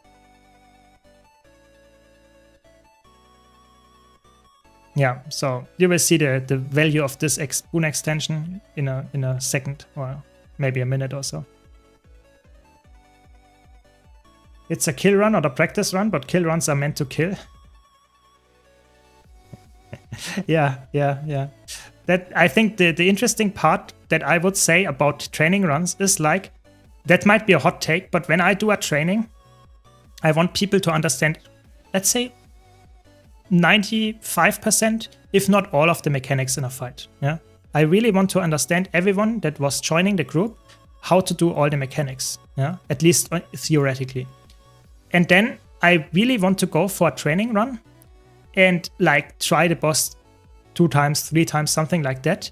And then I want to give them the kill as well. You know, I don't want to have a fight that I retry for 10 times and it takes like 10 tries and 2 hours or something. And then people will not even get the kill. So I personally, what is going on?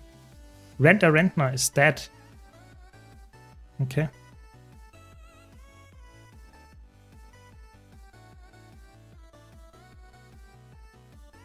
I'm not sure if this guy actually knows what they are doing. When the strikes first started, my guild wanted to try Bone Skinner, so we advertised leader teacher needed. He played one pass at it, we failed, he said we sucked, and he went. So good. That's a good move. I mean, Bone Skinner is a fight where I would say the teaching is like you have to learn it on your own. You know, if you don't see the mechanic happening, that you have to sidestep it, then that's on you. Yeah. He ran into me and I was one, so he killed himself. I mean, this guy, I think this guy doesn't know what to do. That's insane. Wait, 18k? What? 18k and died? What? Maybe they never did this fractal then. I really can't see it any other way. What? Yeah, Keck W, I agree. What is going on? You know? How can you have 18k unstable fractal essences and then instantly die? What? It's okay. This time we got it. This time we got it, I'm sure.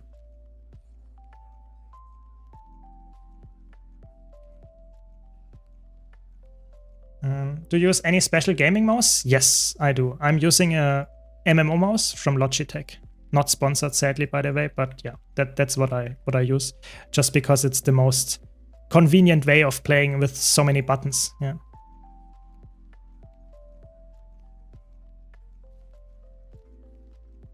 Bone Skinner, you can do it with 3 healers to learn. You can do that, but I feel like the healers are so overpowered right now that you actually 2 should be enough, you know? It's like just if you understand how to heal, this is like the more important part. If you actually have someone that knows how to heal on a Chronomancer, on a Firebrand, on a Druid, all of those, on a Heal Scourge, all of those can easily do it. You know, you don't need a 3rd healer to actually do it. It's just they have to understand how to heal with their build. So if you're playing a Firebrand and don't know that your dodge actually heals, for example, or that your Firebrand Tome 2 is really important, that to actually get the healing increase and just the blast finishes in there, all that stuff. If you don't know about that, then you will struggle and you might go for a 3rd healer. But if you understand your build, you will be completely fine, I would say. Really.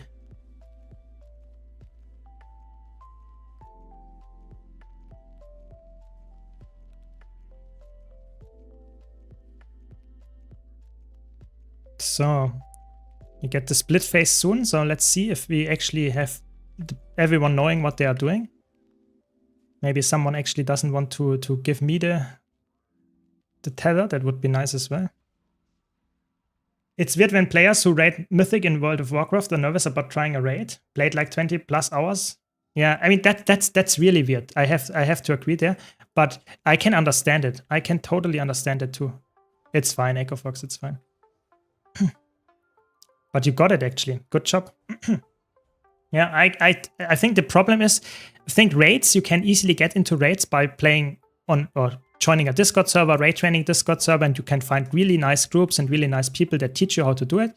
I think fractal CMs are way harder to get into right now. It's just the community might be more, I don't know, zoned off. That's the problem, in my opinion. So for me, it's actually quite hard to evaluate how many people are playing Fractal CMs. I just know that the raiding community is more open about getting new players in, whereas the Fractal community, there are not that many training groups or something out there, and this is a big problem, in my opinion. No, it's hard. I can totally feel you there. Yeah. But I can't give you any bigger tips than just trying to find like-minded people and getting into it, and you will hopefully succeed and learn the thing, because it's really fun. You know, I think I do fractals almost every day, and it's a really fun thing to do. Yeah. Yeah, the just stack method is like the crux of Guild Wars 2. It's really unique, but it's also not really. New players, especially people that come from other MMOs, really struggle to understand why this is so important in Guild Wars 2. But it's really important. It's really, really important.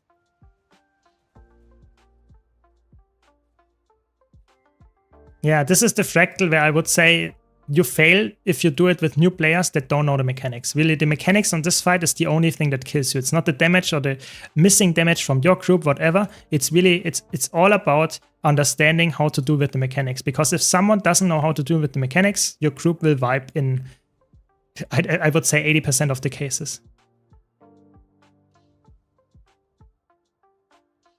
There are some training fractals on the LFG, but I feel like especially the CMs, especially if you go higher with the fractal CM level, and if you go higher in so to say in the time that since release of the fractal, it gets harder to find groups that are actually training the fractal.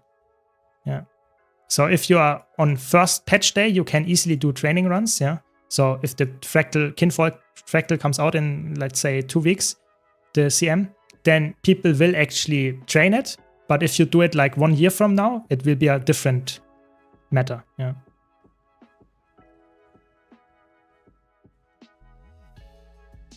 Welcome, Alison. Welcome. Hope you had a good sleep. I think it's morning where you are from. Very nice. Glad you made it. Where's my quickness?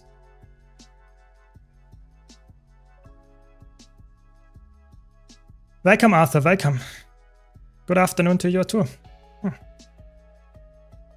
No, it's me. No. 99 CM on LFG. I found a 100 CM training. Yeah, sometimes it works. I mean, I think if you are looking for it, if you have the time to find a group, then it's actually worthwhile doing and just trying to find someone that actually does it with you in a group scenario. Then training in LFGs can be worthwhile doing. Just keep in mind, this is not something that I would recommend all the time because, and that's, I'm not joking there can be some bad apples in LFGs as well. Yeah, that just don't know and don't want to read, for example, how to do the fractal at first and expect everyone else to know it and carry them. It's like, it's really important that the expectations can really differ really highly. Yeah. So what's actually worthwhile and working for some people, whereas other people are really expecting way higher training stuff. So I would say pugging in Guild Wars 2, especially in trainings, can be really a challenge. Yeah. I did most of my fractal kills actually with pugs, and that's okay. But don't expect too much. Yeah. That's all I wanna say here. Almost dinner time. Nice. Okay, that's good. Then I misremembered. I think then it's probably on the weekends when I stream earlier that you are just up very early. Very good, almost dinner time. Then it's actually not that bad.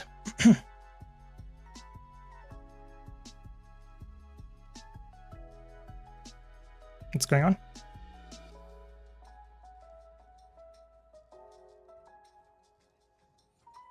What happened there? Was this guy jumping off or what happened? Everyone is dying. Oh no. I mean 14%. Nice. Echo Fox, you did a warp. I hope it wasn't me, but I think I was standing still, at least for the most part. I mean, this fractal is just, please just kill it and we will be happy and can move to the next ones, which are way more fun.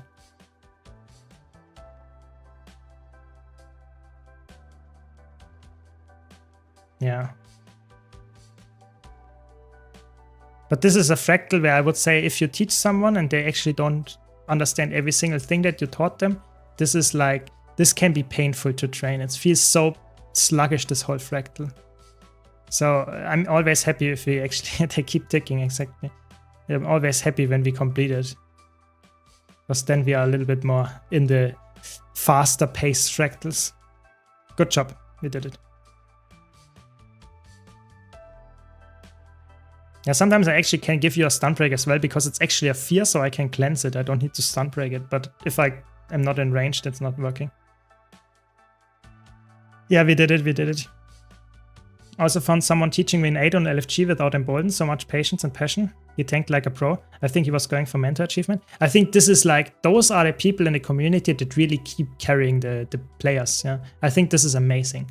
I think typically for raids, I would really recommend you to go into Discord servers because those are the places where people really like to teach, because teaching on LFG in chat is always way harder than if you would be on voice with them. Yeah, but if you can actually achieve that, even in the chat, it's actually still worthwhile to notice this, especially if then you succeed and people actually have fun with you. This is amazing. I really, really want to emphasize that I really pay deep respect to those people. Yeah. Yeah, if you're too greedy for DPS, then you get punished on this boss. That's how it is. That's how it is. So let's go. Nice. Nope, I don't have to do the portal. Nice. I don't have to remember it. my monkey brain is too, I can't remember for longer than 1 minute.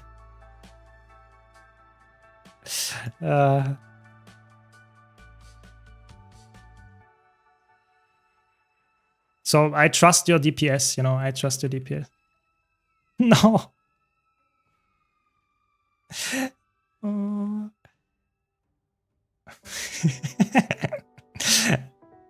That's how you do it. Oh no. Yeah. That monkey brain.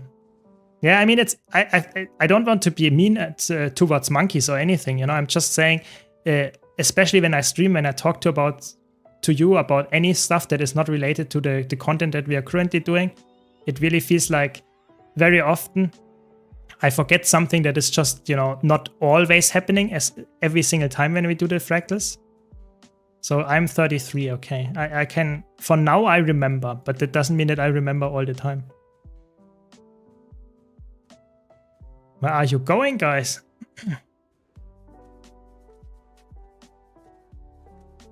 They are running away from us. Yeah, it's a good way to explain it, yeah. Yeah. Meet up. Echo Fox wanted to die there, alone. Sad and alone.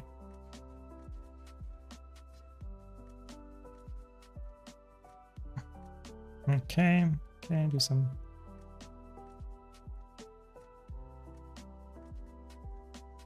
Give you some stability, then you don't even have to dodge the exploding rock. Nice.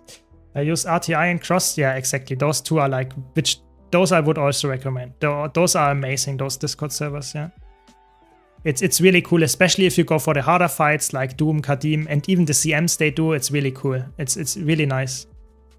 Just a friendly environment that teaches you, and it has some really nice upgrading systems so that you know that most people actually are decently enough able to do the mechanics on a specific fight so that you don't sit there for hours with the people that never did raids before. So it's really cool, I would agree. I do Portal. I remembered. Very good.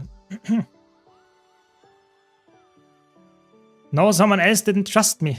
Nah, I saw it. Do you actually look at all the buff? Or are you just casting a fixed rotation or priority order? So that's an interesting question. I personally always look at, people wanted me to kill me here. That's mean. So I personally look at, I'm a healer, so I don't have a fixed rotation because I want to heal my party members, yeah? So it's more a reactive gameplay. If they are all at 100%, I can be more proactive and, for example, like now, give barrier, just because I know they will actually have enough health to actually keep staying alive. But if you, for example, are looking for a specific fight where I want to actually get some DPS going, get my stability up, then I would look typically at my rotation first, and then after that go for my more reactive gameplay. But in general, I would always say healers are really way less about rotation than just understanding the boss fights and stuff. If you go for DPS, then of course you would typically, I would be actually, if I'm very honest here, I would actually say if I play DPS on fights like this, where I played like for 100, 200 times already, then for me it's like I don't even look at the boss anymore. I'm just looking at this spot here and just doing my rotation perfectly.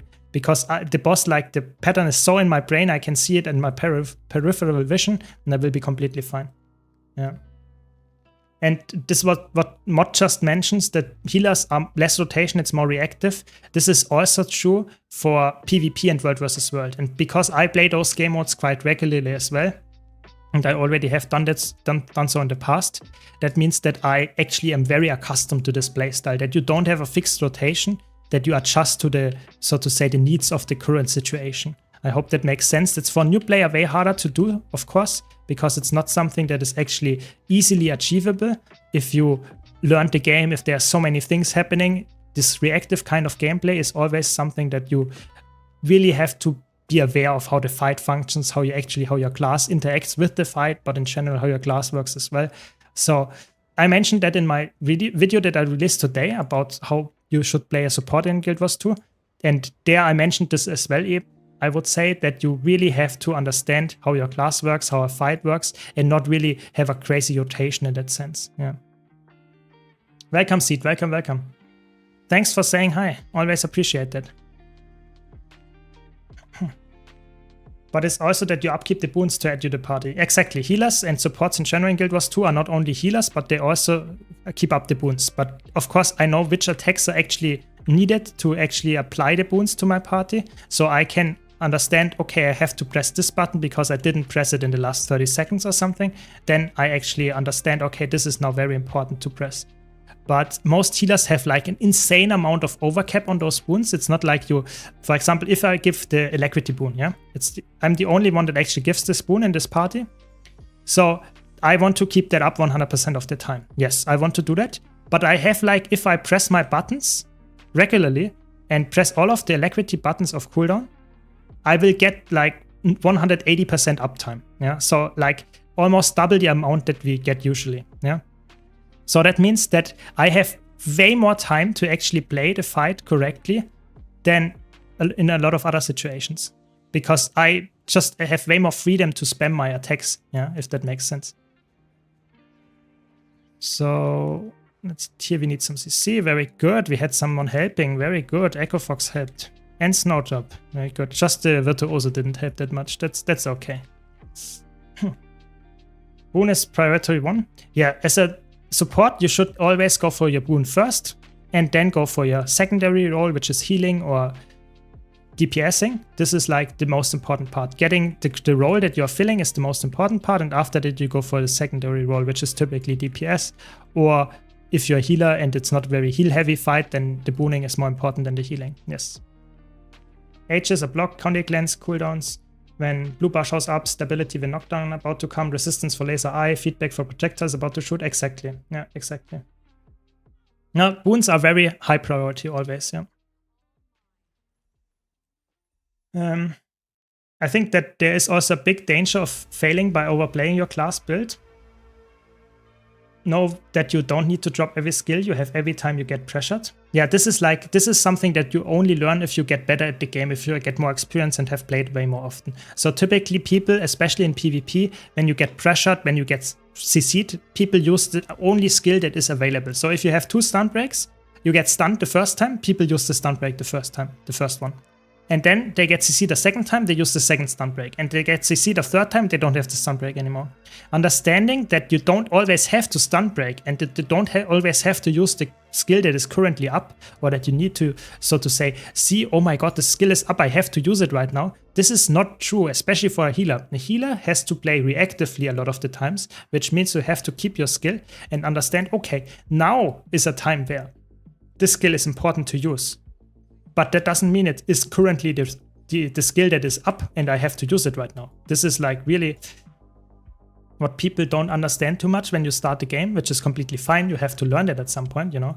But I would always say this is something that I can teach you and can guide you towards to, that you always have to understand that skills, just because you have them, doesn't mean you have to use them instantly. Yeah. Did someone portal? I will portal. Protection is very important. Yeah, I mean, protection is a boon that is not that hard to upkeep. Yeah, that is not that hard to upkeep for a lot of classes. But if you miss it on some fights, it's actually quite painful. Protection reduces the power damage that you take and your party takes by 33%. If you're not a Tempest or a Scrapper or something like that. So, or engineer with the trait. So, yeah. Typically, it's like, oops, no stability, sorry. Very good, we did it. Does, in your opinion, the gap between Heal Firebrand and Heal Chrono big, especially in Fractals? I think if you have a good Heal Chronomancer and a good Heal Firebrand, I think there is not much of a gap anyway. If you have a bad Heal Chronomancer and a bad Heal Firebrand, the gap is actually quite big. I think Heal Chronomancer is way easier to play, at least to some level, and then you will actually succeed way more often. So I would always recommend going for a Heal Chronomancer instead of a Heal Firebrand, because I don't know your skill level and typically you will have more success with it. But if you are on a very high level, I think the difference is minimal. Yeah. And you are targeting your single target heals on the characters. So in Guild Wars 2, there are, if you're not playing Spectre and like a handful of other attacks, then you are casting all the heals are AoE. Yeah. So that means I can just target the AoE or the area where my allies are standing, and we will be fine. And I will heal them. But if I, for example, play Spectre or something, then that might be different. Spectre is like really, you need to target your allies as well. And then it's a different scenario. But for most classes, most skills are AoE. So for example, my F1 shatter here is AoE. Oh, don't stand in the hitbox. And then it's looking different. But like I said, Guild Wars 2 healing is weird because it's like you buff, you do all the mechanics, and you heal, but the healing is not a tap target where I target my ally and actually apply wounds and healing to them. No, I actually apply wounds and healing in an area, typically around me. And if my allies stand on me, that's why we stack, they actually receive that. So I don't have to care if it's like person 1, 2, 3, or 4. I don't care about that as long as they are standing there. So I hope that makes sense. So we have 3 scrappers. I will not go for feedback. I hope that makes sense. Like a condic lens, if the little timer circle is going fast and not bleeding, you can probably ride it out without blowing your condic lens. Exactly. And also condic lensing has way more difficulty than, for example, a stunt break, because a stunt break is like either you use it or you don't. But a condic lens is way more like, okay, you have condis, so either you use it now on those condis or you don't use it at all. But at the same time, that's the interesting part, is like some condis don't even need to be cleansed because they don't deal damage to you. So sometimes it's like if you, for example, get vulnerability, this is not a classical condition where I would say in PvP you instantly have to cleanse it. It's more like if you have 10 stacks of burning or 10 stacks of confusion, this is like a condition where you have to use a condic lens, or if it's long enough. So this is like always condic lenses, stun breaks, just in general defensive skills in Guild Wars 2. You should not always use them just because they are there. You should use them when that's actually necessary. Yeah, and this is what makes the difference between a decent player and a really good player, understanding that you sometimes have to hold skills as well. That's the same for offensive skills, by the way, as well. Yeah. Yeah, you use a rival and you can target your allies with the rival auto attack. That's true. I can do that because it's called friendly fire. I can do that, but it's not necessary. It's really unimportant for that, actually. Most of your healing doesn't come from anything like that. So let's see if we get the feedback going here.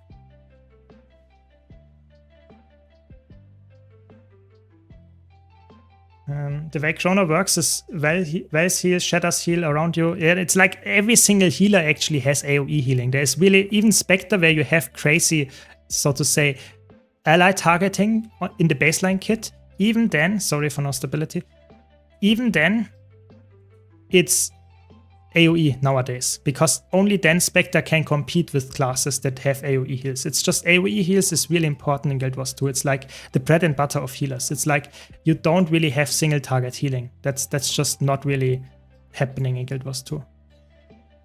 That's also a really big portion of why power creep is so insane in Guild Wars 2 right now, is because all the healers have AoE heals. There is no limit to healing in that sense. You can get always people with most of their attacks, you will full heal them because the healing is so insane how much multipliers you get on the healing.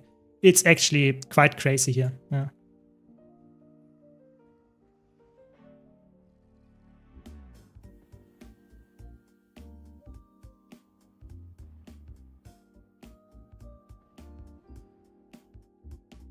Yeah, the auto attack is quite bad in terms of healing, but it's fun to have something like that in the game. I think it's actually also a very fun name, Friendly Fire. I think this is really, really fun, but it's not really useful for the most part, which is completely fine. You know, not every skill has to be crazy on a healer. You know, the rival already is insanely good.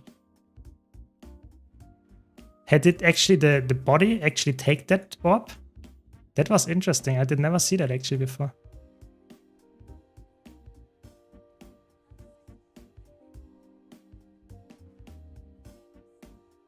So there we go. I only tried it once so far. I will go for it again tomorrow. Yeah, I think Heal Chronomancer is really good. I think it's really fun to play. It's not too hard to get into. It has a rather low skill floor and a rather high skill ceiling. So it's, in my opinion, a perfect build to actually recommend to a new player that wants to go into healing. It's really, really cool to play. And it's absolutely broken right now. It's probably the best healer right now, I would say.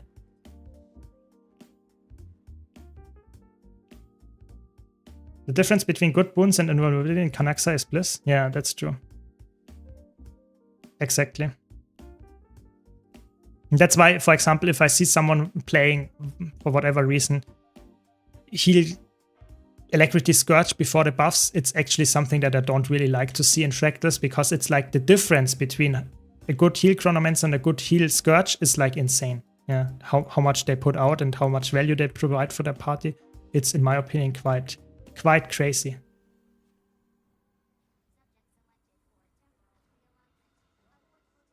It's me.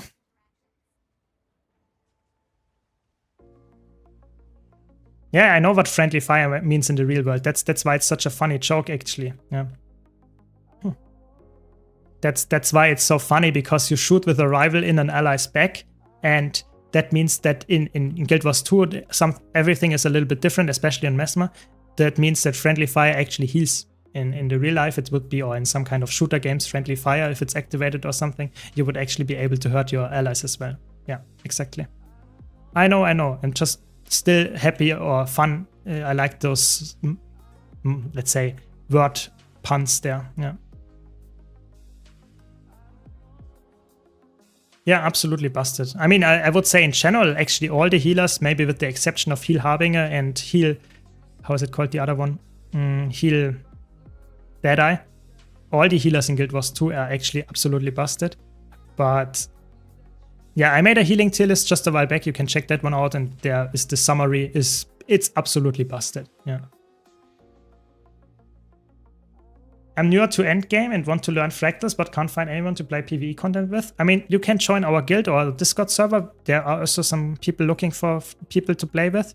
But in general, if you just advertise your group in the LFG, so if you start out your own group, then you will actually have a way easier time to find people as well, because it's under your control. I can highly recommend that. Don't worry about it. Don't be shy. You will actually succeed way more often if you do your own group, because you can find someone directly and someone joins. It's always like, I don't know how much the percentage is, but it's like really insane how many people are actually looking at the LFG and not doing their own group. Whereas on the classic, if you put your own group up, then you find groups way faster. That's especially true for Fractals and Strike missions. So keep that in mind. Doing your own group will probably fill faster, way faster than if you look for a group or find after an hour a group that is actually worthwhile doing. Sorry for all the missed orbs and stuff. I was a little bit distracted by my chat here. Glad, Arthur, you liked it. Yeah, no worries. I'm always happy to help.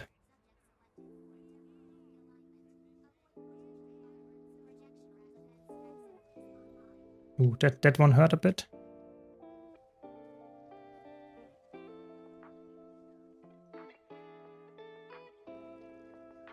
There we go. Yeah, Heal Berserker is actually not a meme. I'm not joking. Heal Berserker is actually not a meme. It's a decent build, and it will get even better with the next patch. Yeah. To be honest, I wonder why people say Heal Chrono is easier for newbies than Heal Fireband, because in my opinion, Continuum Split is harder to use, and that's the cool part. I'm not joking here, Filthy. I think you can play Heal Chronomancer in some kind of low intensity version without using Continuum Split. You don't need that. This is so broken, the build, you don't need to use Continuum Split. It's really, really good. I get why you would say this makes the class harder to learn, but you don't even need that. Yeah. The Firebank has this problem that requires positioning for giving good quickness, larger radius in front. Yeah, I mean, it's not a larger radius, it's more like it's a cone, you know, it's really like a cone. So you hit your enemies or allies in front of you in terms of a cone. And a lot of the skills, especially if your allies are just not standing in some kind of triangle, it's impossible to hit all your allies with all the skills. It's just, there might be situations where it's impossible to hit them. If I'm Chronomancer and I'm just standing in the middle of my 4 allies, they will get hit. You know, they can't position themselves in any other way how it's, so to say, possible for them to be not hit with it. But if you are healing Firebrand and the party is actually really trolling you, there might be a situation where you might be in range as a Chronomancer, whereas you are not in range as a Firebrand. Oh my, come on, guys. What are they doing? What is this guy doing?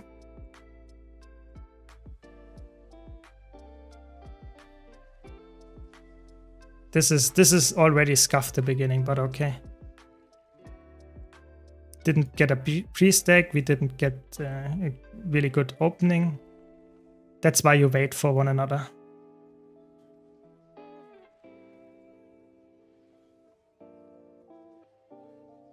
Yeah, Heal Chronomancer is a really good build to start as a healer, in my opinion, because of that. Because you can have some kind of low intensity option with just not using all the skills. You know, I don't need to use my Continuum Shift. You know, I will just, to demonstrate it here in this fight, I will not use it at all, okay?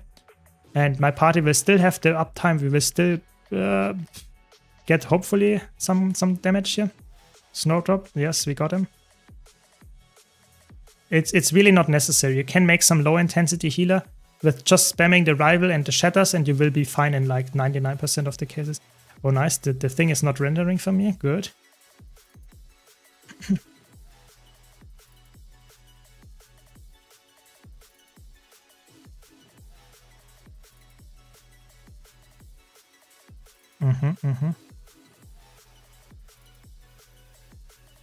CC, good. Snowdrop is down every time. What's going on?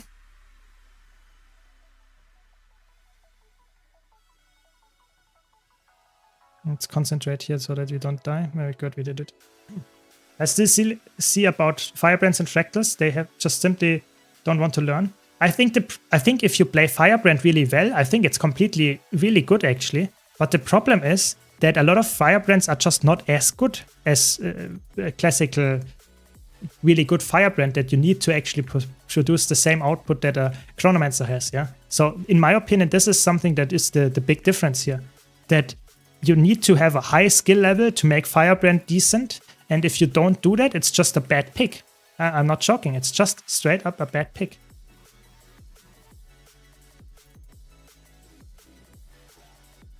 True, but with boon duration you can keep quickness up with a couple of spells, use every 20 seconds, so it's fine. You only need to focus on the specific position every 20 seconds. That is a good point, but as soon as you know this and understand this, you will probably be one of the good Firebrands, you know? So I think this is the whole crux of this build. What? Why did, oh my god, there were too many enemies. Okay, this time I will get it. Nice. Yeah, so I think you are completely right there, and I think Heal Firebrand is not hard to learn, especially if you watch my YouTube guide about it. But in general, I would say people that want to learn will be way better than people that just think they are the best at Firebrand. This is the big problem, yeah. Yeah, see you, Malison. Thanks for joining. I guess I go there. Ain't it for no reason made that stupid condition on Firebrand, but no other healer? I think that was like, back in the day that was the design, and they found that interesting to have a different design. But nowadays healers are so broken and Firebrand was just left over in that sense. It's still extremely strong Firebrand, don't get me wrong. It's just more like it has a very unique playstyle that not a lot of other classes have, and that means that you have to learn another thing before you actually play it very well. Hope that makes sense. But I totally agree. I think at this point they should just remove it as well. It could also make it, and it would not even change too much. People would still probably not be able to heal that much on Firebrand, I guess. There's a lot of Firebrand that can't give good quickness, and also at bad CC. That's not so true. Firebrand has really good CC as well when you run Sanctuary and stuff. You just have to know what to swap, and you have crazy good flexibility baseline with the kits or with the tomes. So I think it's really like Firebrand is surprisingly good if you have a really good player behind it. Yeah, that's the important part. If you let someone that is not that good at it play it, that looks way worse. That's the important part. Yeah, see you, Dexter. Thanks for joining. Have fun with Guild Wars later.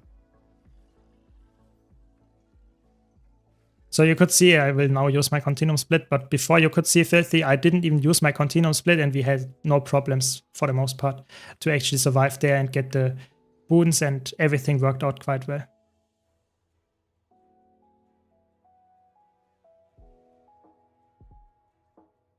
Okay.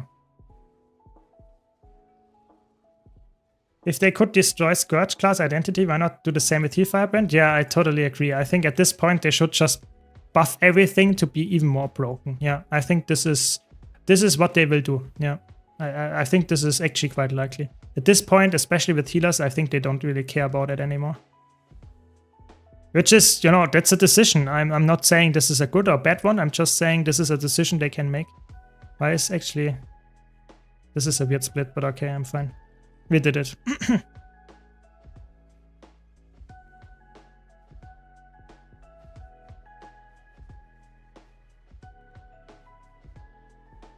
Yeah.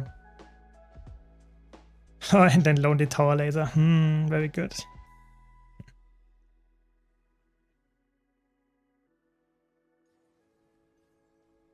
And someone is in combat.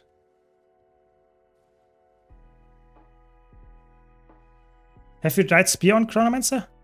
You mean heal Chronomancer or in general Chronomancer? Because I play it all the time on my power Chronomancer. All the time. It's really good there, I would say.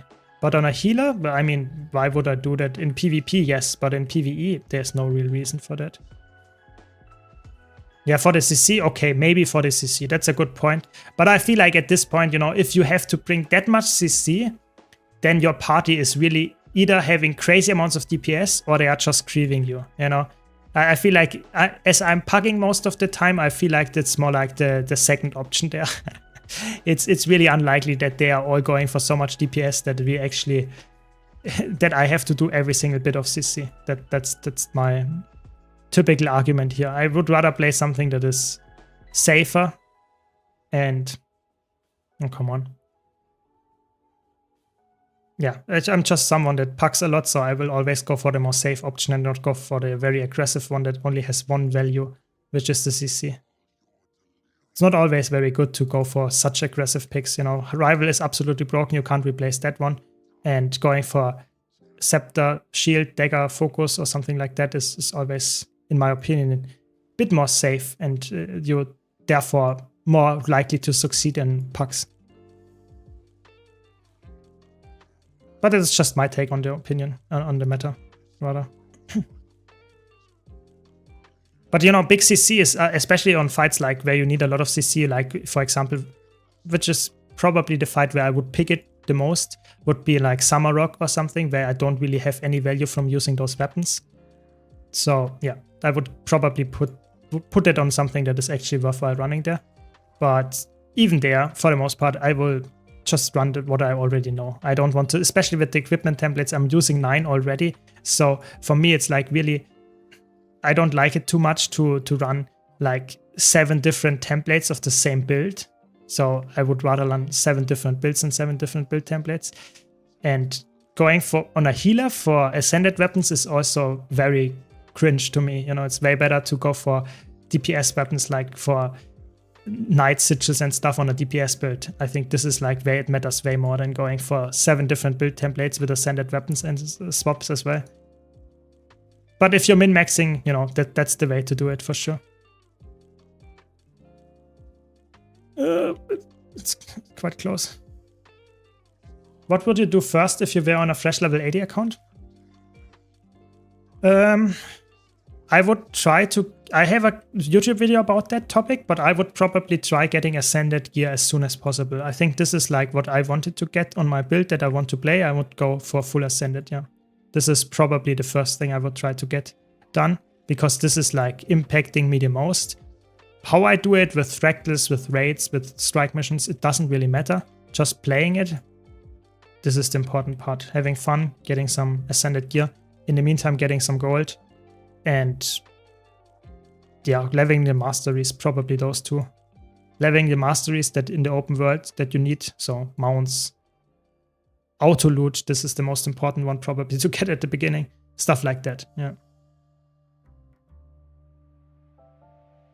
Yeah, I personally think Rival, Shield, and Dagger or Scepter and Focus, those 4 weapons are typically what I use. I don't really need Spear or Staff. I think you can do it, you know, but it's not something that I would say is this is the thing that kills the group or makes it succeed. I think this is like just a lot of min-maxing for not a lot of effect.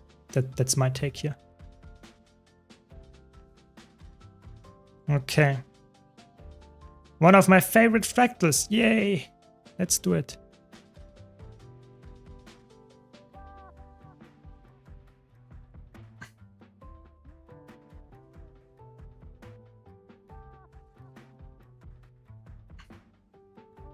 Oh, 100. I don't like this fractal too much. No, I wanted to touch. Did I get it? No. You can actually, if you dodge and press F at the right time, you actually can move it without, so to say, without triggering this avatar thingy here. This is really annoying, but you can do it.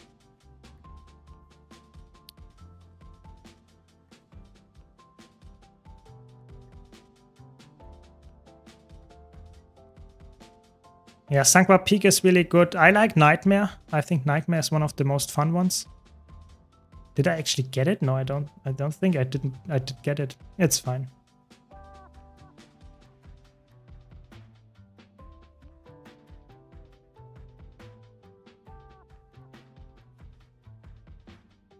I think I made a fractal tier list a while back, and I think Nightmare and Shattered Obscurity is actually is the one that we did a lot of times. Chi-Chiing to instantly reset the title thing and save for like 2 seconds. Yeah, that's how you do it.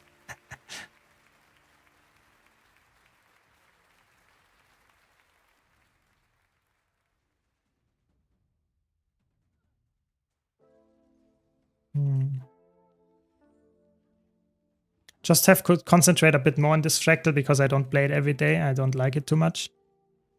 Most of the time when this is daily, I actually skip it. I have to be honest. I really dislike this fractal.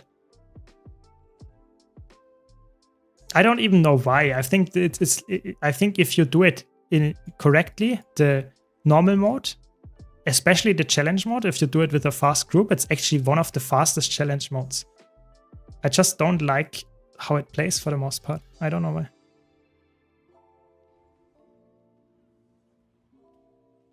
Yeah, with a good group, I think it might be the fastest challenge mode out there. I have to be honest. It's just I personally don't like it how it feels, especially the glob mechanic. I really dislike this one. I don't know. I really don't. I can't put my finger on it. What's the problem with this fractal? It's just it feels too. I don't know. Maybe it's just reminding me at the Soto stuff that I did way too often. You know, all the metas for all the legendary armor pieces. I really don't know. Sankwa, Temple of Febe, and Wing 4, my favorite content. I think Temple of Febe is only good if you do some tryhard groups. I think in normal mode, I think it's actually quite a bad boss fight. I'm not a big fan of the normal mode. It feels too much HP for the fight for what it actually provides on different I don't know, looks and mechanics over the course of the fight. I agree with you. Sankwa is really cool, and Wing 4 is actually also very fun to me. But okay, there we go. You see already at the end boss. I mean, this is actually really fast and really fun to do. If you have a decent group, I would easily do it all the time. But packing this fractal in CM, it's horrible. I really dislike that because this is like hit or miss at maximum. You know, it's insane. Sometimes you have no one that does the club view mechanic correctly, and sometimes you have all the people that do that all correctly. So it's really like hit or miss. Yeah. Yeah, for me at least in pugging, yeah.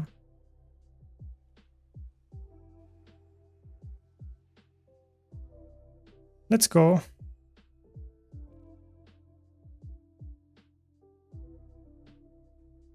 Let's see how it goes. In general, this fight is like, it's very interesting. Don't get me wrong. I think this is very interesting. This is not me that this collects the blue ones.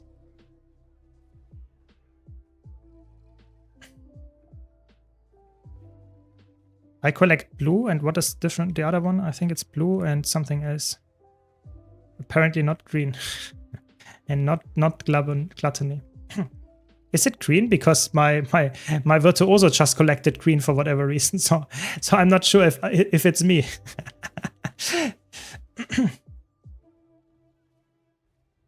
CC, please. Good. Yeah, maybe I think they took it for more Condi damage. I think they're Condi Virtuoso, yeah. That makes sense then. Which profession would you recommend for beginners without re-rolling later? All of the professions are actually really good. You should go for the one that you enjoy the fantasy of. I think it depends a bit on the game mode that you're playing. For example, engineer and PvP might not be the absolute best choice, but if you're playing in PvE, all the classes actually are worthwhile getting and playing. Yeah, so I personally would say, in my opinion, you should go for the one that you enjoy the most. If you don't have any favorites, I would probably recommend Mesmer or Guardian. Those are extremely strong in terms of what they can actually provide to the group in all PvE content. Even if you're playing solo, those are really good as well. But that might also be a personal bias, of course.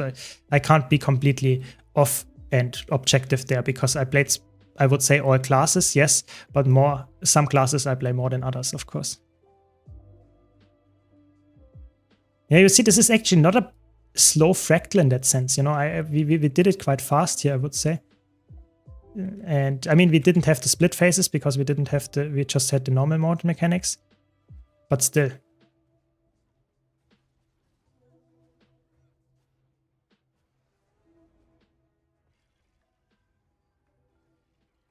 I tried to heal here, but if you take so much damage, I can't out heal everything.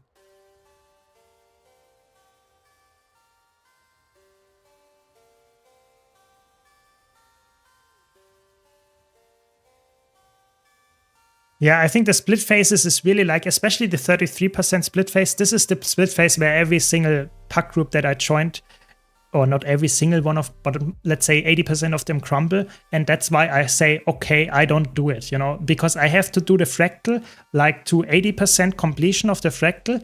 And then I see if the group is capable of doing it. That's why I don't like to pack it. That's the reason. Not because this fractal is so hard. It's just, it's really like, if it's not possible to do with this group, you have to invest 10 minutes already, you know? This is why I don't like it. Yeah, Guardian Mesmer is really versatile, yeah. Yes, like, give me my normal look.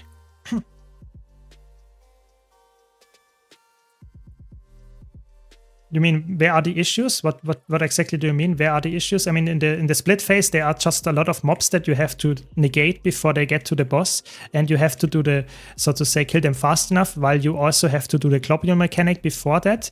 If you fail any of those, it's actually quite likely that your group will not kill the boss. That's the problem. Yet most Guardian players are not using 25% of its kits. Maybe that's the same. Can be said for Mesmer, since Virtuoso is super easy.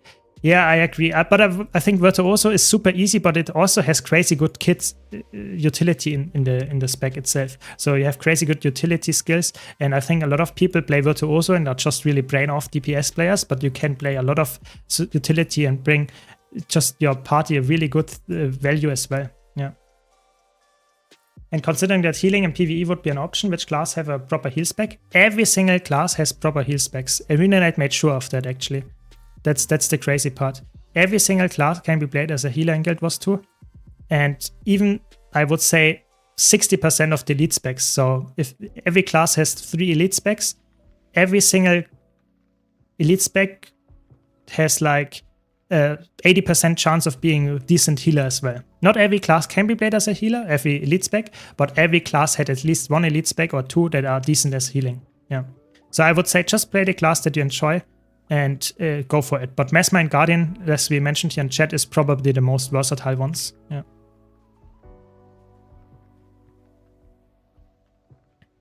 Yeah, it's like if you don't do the split phases correctly on Epoch, and then it's like instantly reset because you will get a lot of stacks on him, and that means it's just impossible or almost impossible to kill afterwards. So it's like the split phases is like really, this is the thing that matters the most, and if people don't know how to do it correctly, or if just the DPS is too low for killing the mobs not fast enough, this is like why we will probably die.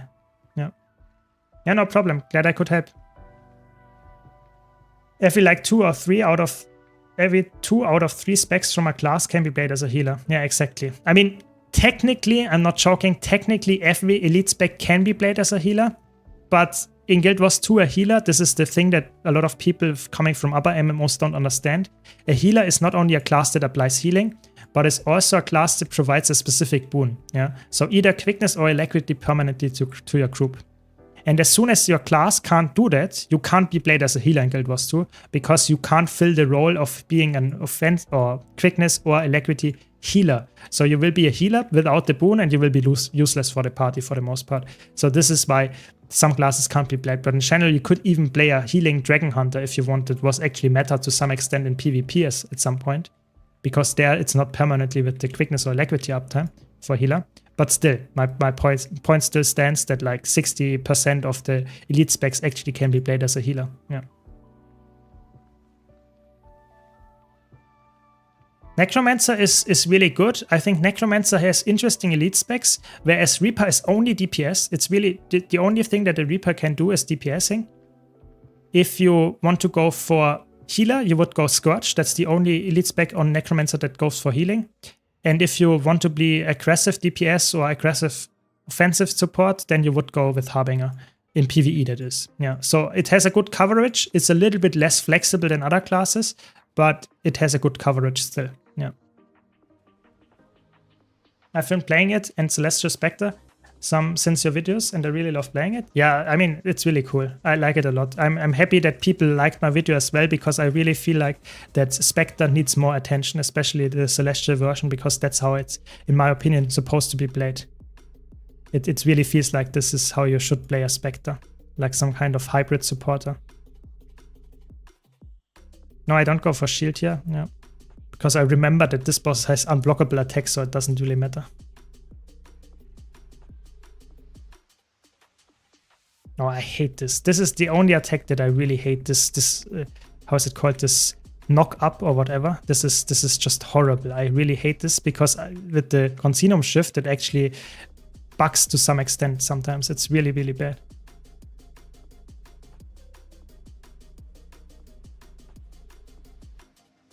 Having a Reaper is very good in Fractals for DPS, yes.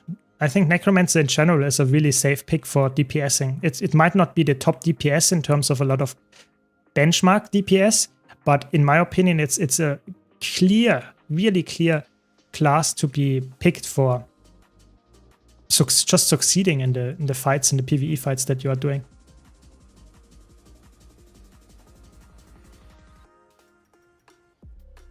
Yeah, if you have a really good Spectre in PvP, this is insane. It's like insane how much value you get by doing that. Spectre is like really, really good right now.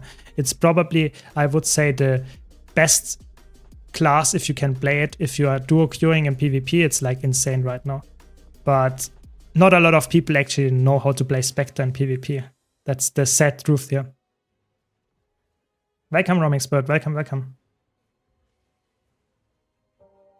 I have found an ANET dev with a new warrior spec in World vs. World. Are you joking or is that real?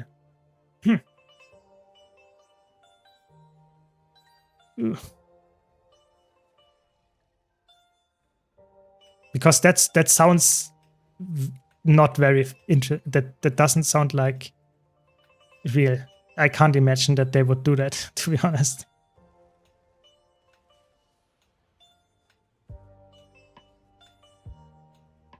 Okay, it was just someone that was cheating. Was it really like a dev, or was it just someone that was hacking? Because that's sadly in World vs. World sometimes the case.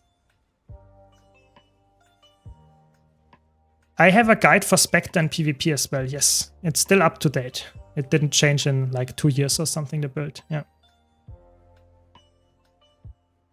I followed someone's guide on Power Open World Solo Renegade, but I just still slip into Herald. Maybe some new video coming soon. So I think the problem is with Power Renegade, I feel like it's straight up inferior to Condition Renegade. I tried crafting a build with that, but I don't see that happening. I would probably rather go for a Power Vindicator in the open world as a solo build than a Power Renegade. I will try to make it work, don't get me wrong, but I don't really see it. I don't really see it.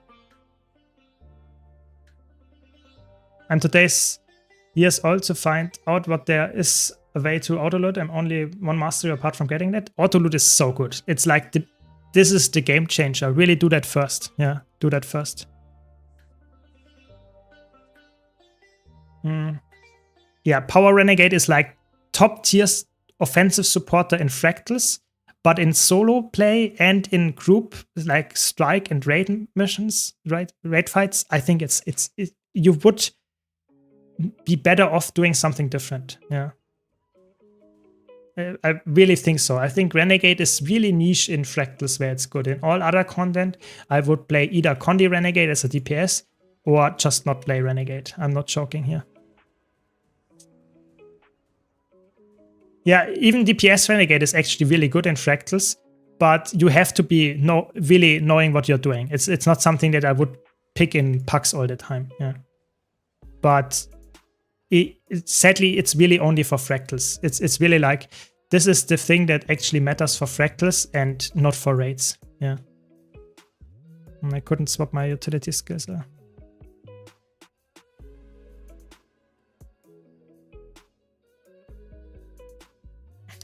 Yeah, I think Renegade is an interesting class in general. It doesn't really know what it wants to be honest. That's the main problem that I see. Oh, come on, Twinks.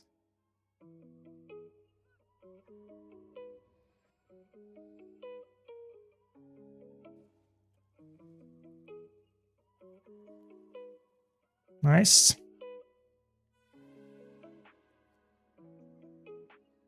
Give me my hammer. Very good.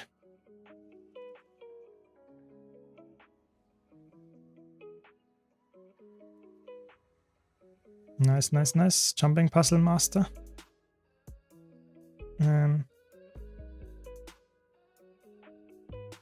Yeah, I think there are some cheats in Guild Wars 2 or some hacks. I think it's sadly, I've come to hear that this is actually decently often the case in World vs. World. Yeah, sadly.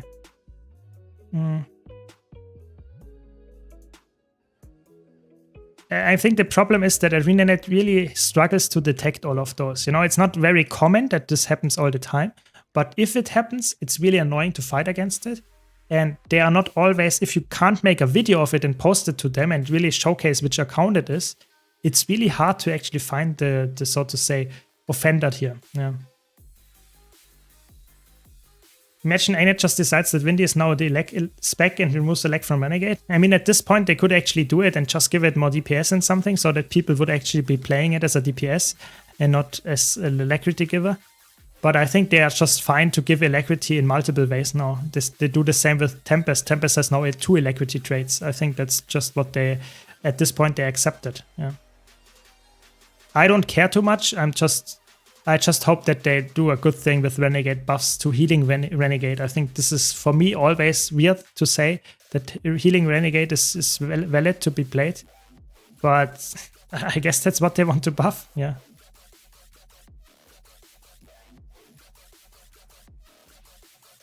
I miss times when there were roaming GMs in some games. That was cool, yeah. Oops, that's the wrong button. Portal, I guess.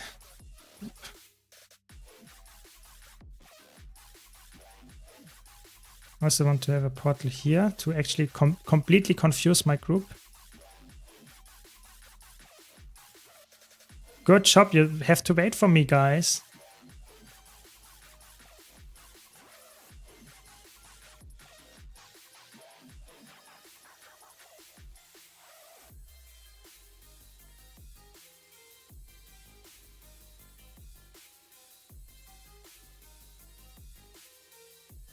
Did someone come with me? Yeah, the hammer guy. That's the only one that we need.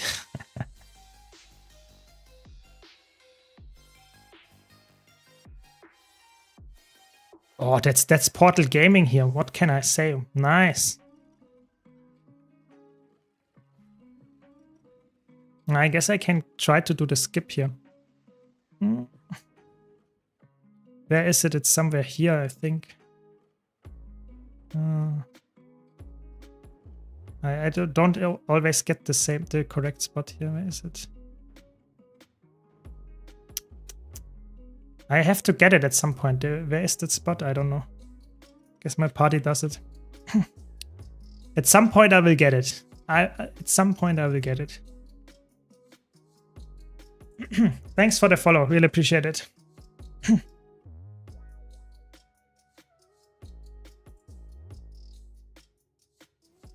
There we go. Yeah, I don't care. We did it anyway, you know. You did it. That's good enough. I just wish they made the elect DPS option more competitive with big DPS. They really lag behind. Yeah, to some extent. Yeah, to some extent, I really feel like this is an unnecessary divide. I totally agree with you there.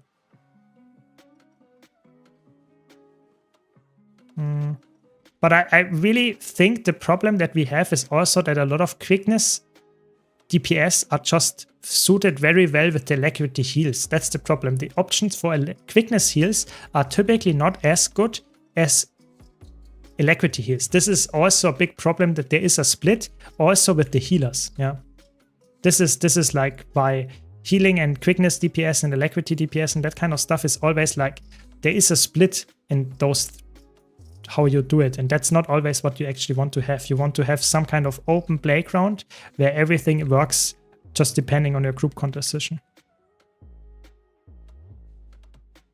I mean, Condi DPS Harbinger quickness is actually a good pick. It's not easy to play, but if you can play it, it's a very nice DPS pick.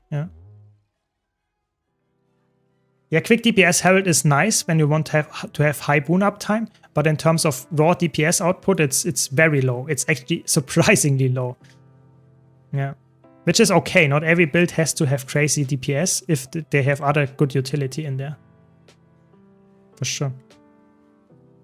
So we did it. Now we can do some strike missions, I guess. Yeah, Chrono is really good because of that. Yeah, exactly. We did it. Good job, everyone. Thanks for joining Snowdrop and Echo Fox.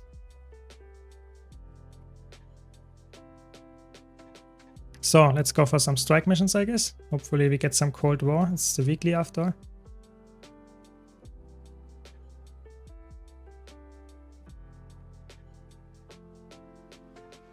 Instantly joined. That's how we like it. Quick DPS, Alacrity DPS, Condi Chrono is a blast. Yes, there will be slight teaser. I will actually release a guide about it next week. Yeah, because this is such a cool build. I really enjoy that one. So yes. What should I do? Alacrity DPS. And I got Lieutenant. Nice. Lieutenant.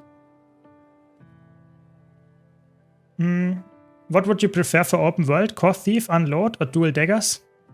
I mean, it depends what you want to do. If you want to solo bounties and stuff, then I would probably go for either Dagger Deadeye or Unload Deadeye if you want to have the safety of it. But I feel like Dagger Deadeye, I have a guide about it, is really, really safe because you have crazy amount of evades and stuff. But for open world with a group, I would say Thief is not the best option in general, maybe Spectre, but the problem is you want to have some cleave or some buffing capabilities, and Thief is not really having both of that stuff. So in open world, I think Spectre might be the best option. Sorry to give an answer that is actually not your question to that extent, but I really think Thief is not the best option in that sense. Oh, they're running away without me. Yeah, exactly. If you leave away the bad parts, it was a good run. If you can play Quick Firebrand correctly, it's really insane. That's true. You can also play DPS Firebrand. Both of them are really underrated how strong they are. It's true. It's really, really good. No, you're right. You're right. But I'm talking about soloing legendary bounties and that kind of stuff. Please show me how you do that on a dragon. unload Deadeye. You know, this is like almost impossible because it's just the damage that you take from legendary bounties is just too much to actually out heal or to actually buff you enough. I think dedicated solo builds are having some tankiness baseline in their kit and some defenses as well, other than just being range. Yeah. Yeah, rival make in the open world. I like it for easy fights and for just having some fun in a group or something in an open world. But if you want to solo hard bosses, I would more likely go for Celestial Mech so that your boons are crazy, that you have alacrity and quickness permanently. That's just helping a lot. Yeah. I tested it with Vipers and Celestial in terms of raw damage. The difference is so low, I'm not sure it's worth it to wear Vipers. I mean, it makes sense, you know. Then if the difference is too low, then go for full Celestial. Yeah.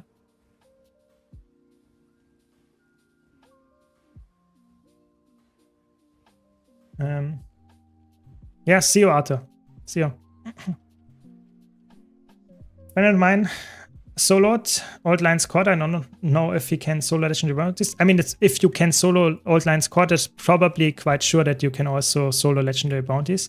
But the thing is, typically what is interesting about soloing stuff is, especially bounties and strike missions and stuff, you can't not only out-tank the damage, but you also have to deal damage. And that's why I would say if you have a 30k DPS build in a group, like an Unload Deadeye, that will never achieve this number in a solo scenario. Whereas, for example, if you play a solo, I'm not joking, a solo Reaper with solo Condi Reaper reaches 30k solo. So that means that you can actually play a solo build that does the same number as a group build with Deadeye. I'm not joking. This is possible. So it's like all about builds and how you set it up and knowledge about a fight. Yeah. Yeah. Thanks, Snowdrop, for joining. It's okay. I haven't bought any expansions yet. Yeah, okay. Then you will have a long journey ahead of you. Don't worry. Just have fun. Try different things and you will actually succeed anyway. You know, the journey is the most fun part about getting into the game and learning different things. Yeah. I have a build on my YouTube channel, you know, you can just type !builds and chat MMO healing. And then you get a spreadsheet. And in the spreadsheet, there is a link to all the builds that I have on my YouTube channel. And one of them is this solo build mech version that is extremely strong. I would say one of the best solo builds to play, just because it's insane of how much just crazy boon output and crazy safety we have in this kit. It's really, really good. Yeah, you have 100% quickness and alacrity uptime on this build. Yes, that's correct. And you have actually also good damage and good defensive. It's just insane. Celestial in open world, in hard fights, unbeatable, I would say, for most builds. Yeah, Heisen is completely correct there. That Celestial is like, if you are in for hard fights, not fights that are over in 10 seconds. I'm talking about fights that go on for minutes if you solo something. Celestial is just almost always, for every spec, the best option, just because it gives you the most amount of stats, and you need every single stat in most builds that are actually soloing stuff. So yeah, I'm completely with him.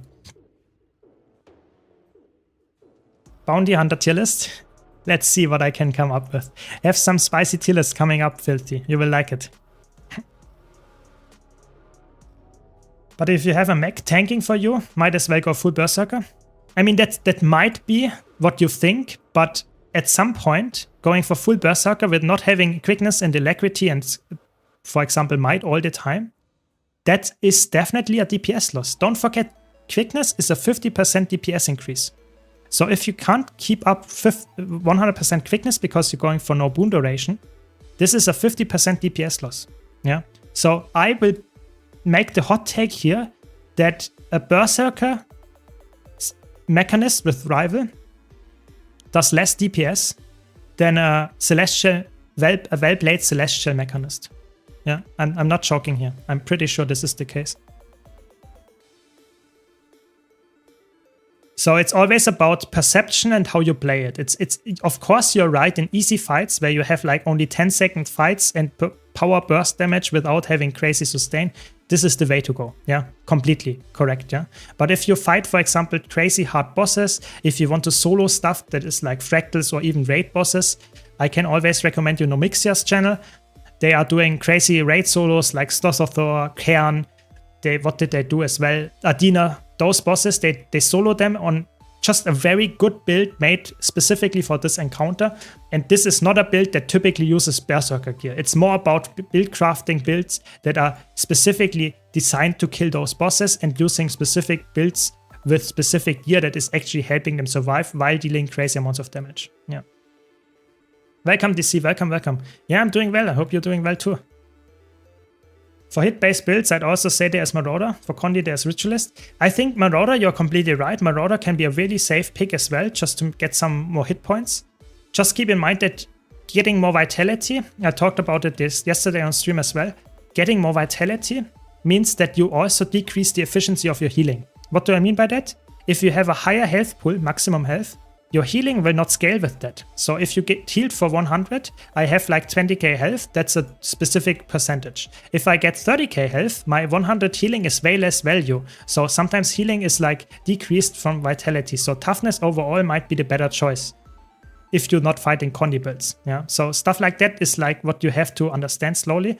But regarding Ritualist gear, Ritualist is interesting because Ritualist is very worthwhile on some builds that have only Condi damage output. But as soon as you have some builds that, for example, like, what would be a good example? There are builds that have power and Condi scaling on their weapon, yeah? And then, classically, Ritualist falls off in comparison to Celestial, whereas Celestial gives you, so to say, a little bit less Condi damage, but also gives you power and precision and ferocity and that kind of stuff. So typically, builds like that are more favored towards going full Celestial than Ritualist. There are some niche cases where Ritualist is the best option, but keep in mind it's always like, if the power scaling is good enough on a weapon, then typically you would also go for Celestial rather, yeah. And I would say the safety of Celestial is also higher, because you get toughness, which is something that you miss on Ritualist, yeah. Ritualist on Condi Renegade is quite good, but I would go actually for a Condi Renegade build. Still, I like to go Celestial just for the safety, and it's in my opinion, Celestial is also way easier to get for new player, because if you boost your character to level 80 with the level 80 boost, you get a full level 80 armor with Celestial, and that's just very easy to acquire, whereas Ritualist is somewhat annoying to get, especially for a new player. So for me, it's like always those things come into play as well when I recommend builds to newer players. But of course, you're right, Ritualist can be very worthwhile to play on as a veteran as well. It's always about understanding when to use which builds and not always saying this is the only build that works, you know. Understanding when some build is good and when some build is not that good, this is the biggest part about build crafting in Guild Wars 2.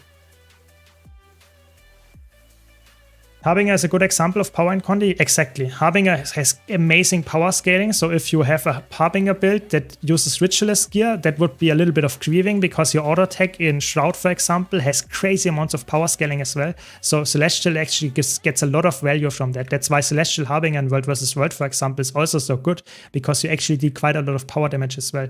Whereas if you would run Ritualist, it would work, but you would lose your complete power damage, yeah, and that's always something that you should avoid, especially in competitive modes where you want to spread your damage in as many different aspects as possible, because only then you will probably have more access to different skills that can kill the enemy. If you're, for example, fighting someone that has like 100 Condi cleanses, yeah, it's actually quite unlikely that you will kill them if you're playing Ritualist. However, if you play Celestial, it's actually possible that you still kill them, because you have power damage on the to kill them, yeah, so you spread your damage out a little bit better. That's just some theory crafting here, but keep that in mind. There we go, and now let's do some Iceblood Saga Strike missions, I guess. But it's always nice to debate about builds, so if you have any questions, especially as a new player, but also as a veteran, let me know. I'm always happy to debate that, because that's, I would say, one of the most fun things to do for me in Guild Wars 2. Crafting builds, talking about them, when they are good, when they are not. This is really fun. Yeah. So let's go for some Iceblood Saga Strike missions or something like that.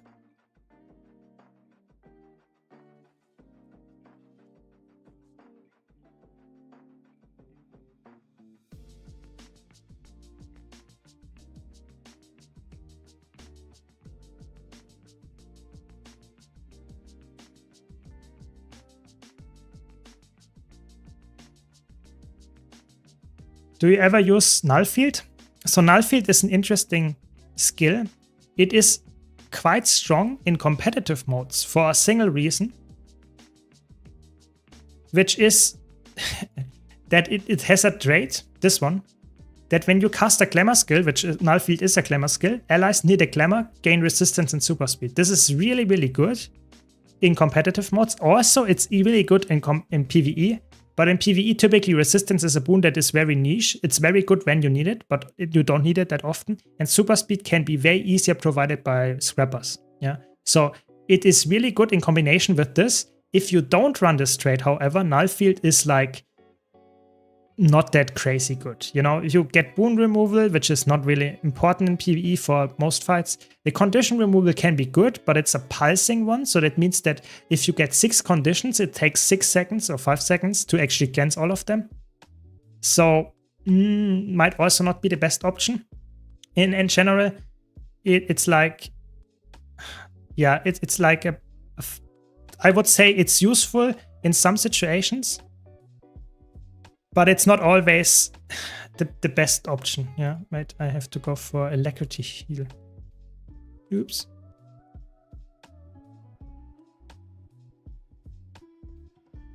Yeah, so I personally think it's okay, but I would rather go for the Cleansing Mantra on Chronomancer, even for the Cleansing Heal if you want it, because this also pulses healing and it is and cleanses conditions.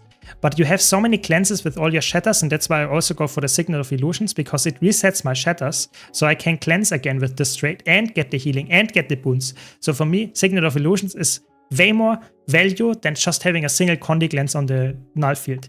I can see why you would run it in some situations, but I personally think it's, for me, not worth it most of the time. Yeah.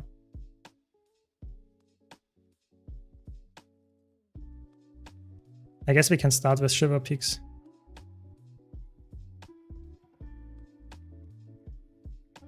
There we go.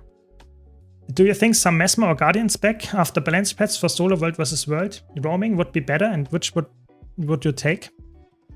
So I think Mirage will be really good after the patch. I will craft some crazy builds with Mirage. I'm pretty sure this will be insane after the patch. Mirage is like getting buffed to the moon in my opinion. So I will definitely try out that one. But I can't tell you which build I'm running. I will test it and then I will tell you and make a build guide about it probably on YouTube. We have someone joining, very good.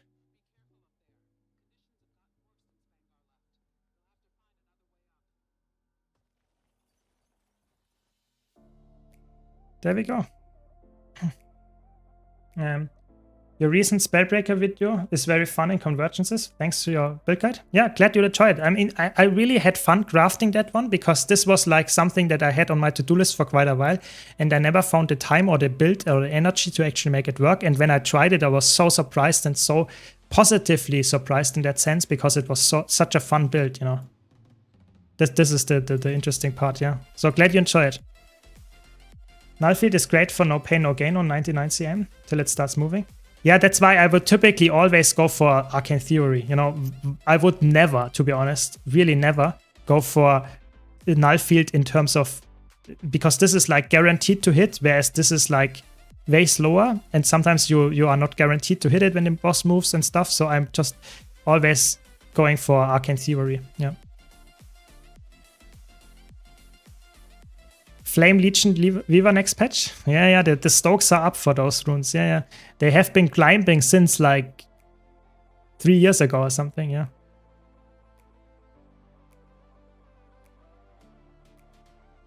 You always have to do it yourself, you know. I think whenever I'm in the commander of a group, it's like always me that has to do the jumping puzzle, always.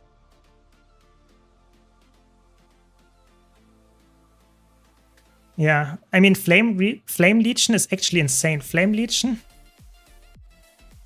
the Flame Legion runes, what? They are actually quite expensive now. They were like way cheaper. Now they are actually decently highly priced. So maybe it's really, maybe there is the time of the Flame Legion, yeah.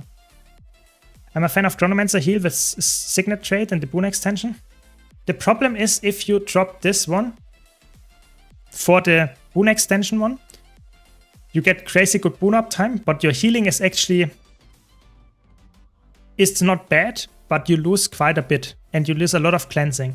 So I think this trade is really, really overpowered, and you don't want to drop it if you don't need the boon extension. Because keep in mind, if the boon extension is very often way over the top. So if you don't need boon extension, you just drop your healing and your Condi cleanse for no apparent reason. So I personally really switch whenever I need the boon extension to that.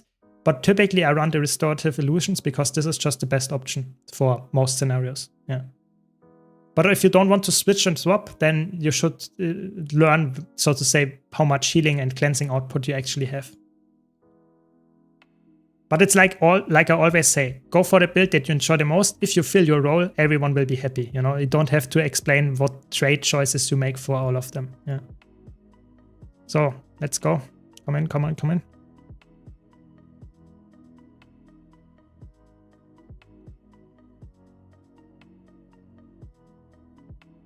So, and I also want to mention it here for the people on Twitch. So I'm approaching my 1K follower, I would say milestone. And when I reach this, I will do a 1000 gold giveaway on stream. So be sure, if you're not a follower yet and you enjoy the stream, be sure to follow so that we reach this milestone. And then I can do the giveaway. You know, you have a chance of winning here. So big gold giveaway. So just wanted to mention that already so that you don't hesitate, you know. So let's go. Everyone is here. Ready, check.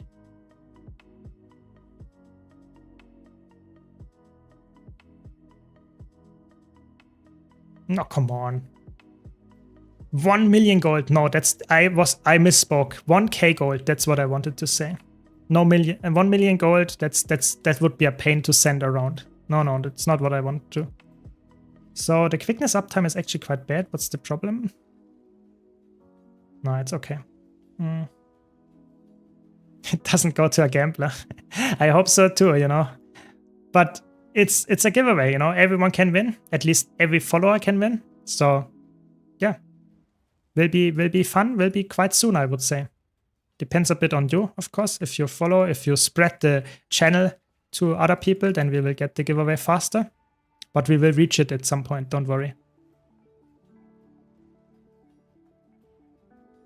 So, what can I say? Not too much about this fight, you know. I'm just playing heal again. It's like always, I'm playing always heal, never playing anything else, even though I really wanted to play some offensive supports as well. It's just the only thing that I can actually fill the groups with.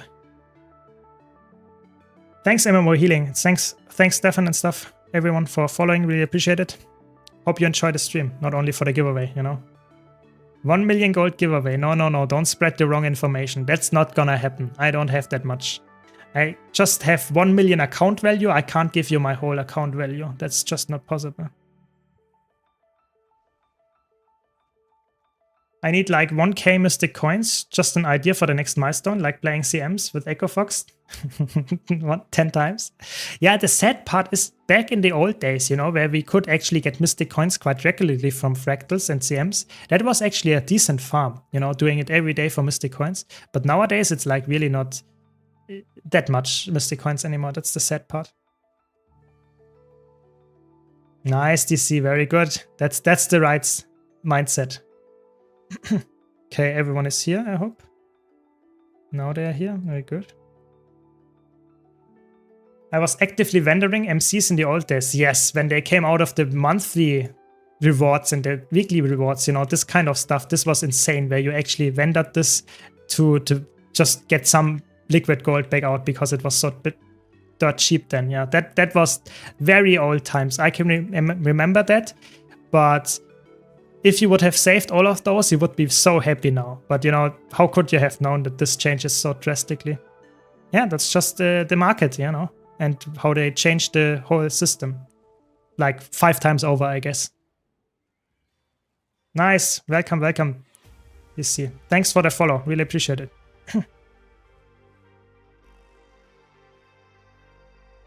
Ooh, Ginseng. What do you mean? You're back. Welcome back. I always watch your streams when I can.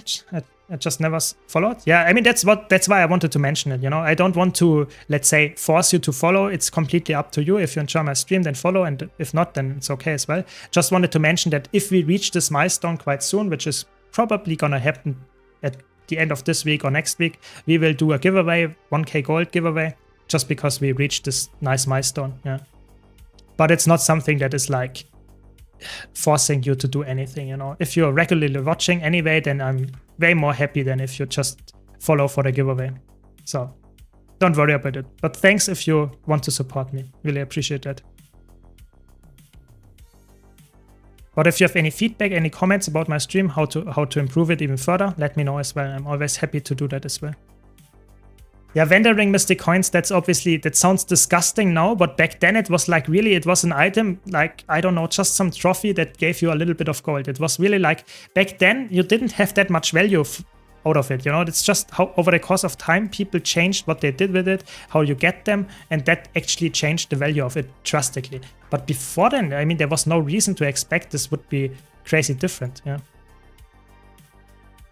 You better make more gold for the 10k follower giveaway. I mean, if that's happening soon, I would be happy and I would grind hard for that. But I think the speed of it is quite consistent. So I can expect to when it will happen, and I will probably have enough gold until then. I already have like almost 10k gold, so I'm quite prepared for my giveaways. Don't worry. Yeah. You actually help your chat and are interactive. There are streamers out there who don't even acknowledge a new follower because they're so big. YouTube videos help me a ton too. Yeah, I mean, that's perfect. Glad you enjoyed it. And if I forget, for example, Moss, I just saw you followed as well. Thanks for that. If I forget you, it's not on some kind of bad behavior. It's just because I didn't notice it because I was gaming and explaining stuff. So it's not something against you or anything. It's just sometimes I can't keep up with chats and especially the follows, you know. So, yeah, I try my best. And I also, if you have a question, if you ask something in chat and I didn't immediately answer because I just overlooked it or whatever, let me know. I'm always happy to read the question again, or if I just didn't see it because it was happening too fast or I had something else in mind. Don't worry, I will come back to you if you just ask it again. Yeah. Typically, I don't ignore questions. I mean, if it's some offensive one, then I will ignore it. But we have a nice chat here, I would say. Get some stability to my group. What profession is your character? I'm playing Mesmer, and my profession right now is Chronomancer. Yeah, or my elite spec, yes. Exactly. If you get a $200 donation, then I would probably also do some acknowledgement there. Don't worry about it. Yes. I predict liquid gold isn't something you should hoard. I think investing in globs or mystic coins so as to claim or anything value is better than sitting on gold.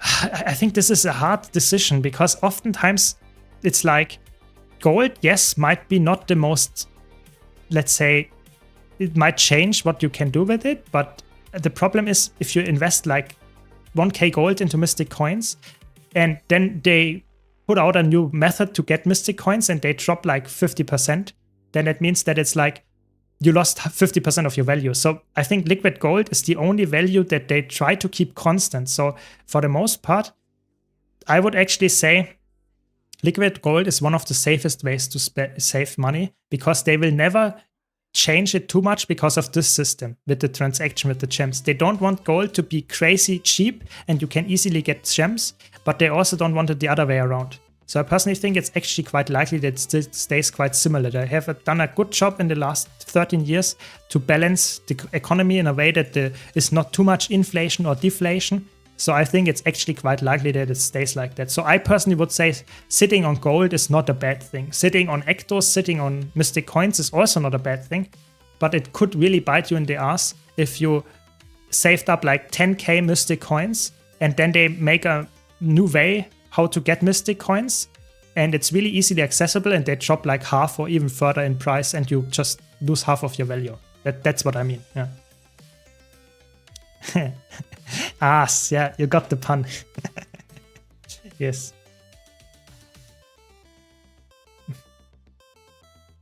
Yeah, I'm sorry. Filthy, you're completely correct, you know. This is just who I am. I'm excusing myself way too much. So what does precision and ferocity translate to? So precision and ferocity, precision gives you more crit chance, whereas ferocity gives you more critical hit damage. So if you have like no precision and you have really high ferocity, your ferocity gets almost no value because you need to crit to actually make the critical damage worthwhile. I have a guide about all the stats where I explain them in detail, how much they translate to. You know, there is a specific formula. I think it's like for, I can show you. If ferocity goes up to a certain number, you get 1 more percentage of crit chance or crit hit damage if you go for precision, whatever, respectively. There are some formulas for that. And if you reach 100% crit rate on a build with Fury, you will be good. This is the number to reach for most power builds, for example. In PvE at least, yeah. I wonder if the opposite is even more true. I wonder if gems are the most stable currency.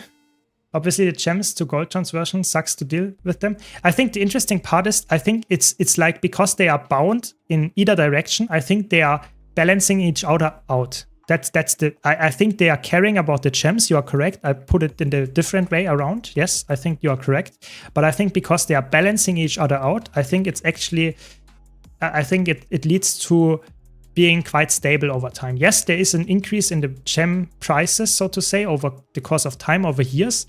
But if you compare it to other things like mystic coins or stuff like that, it's way more stable. It's way more stable. Yeah.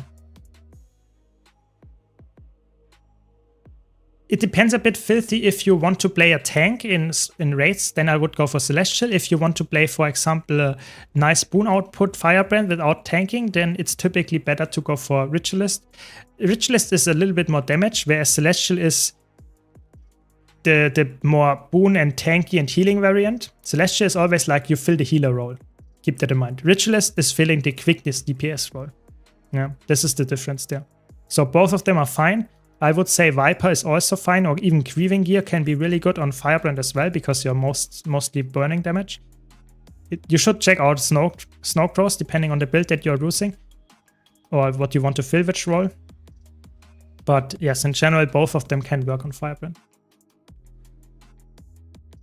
The interesting part is there, modded, this is the interesting part. If you have 100% crit rate, there are builds, you are completely correct. If you don't have 100% crit rate, then power is always better. This is true.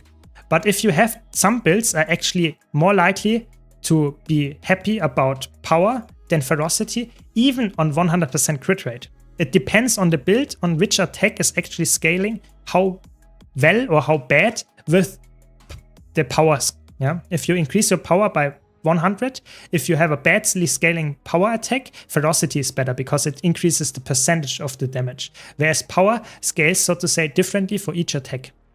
Yeah, so I hope that makes sense. Some builds actually prefer ferocity, some builds prefer power if you have 100% crit rate.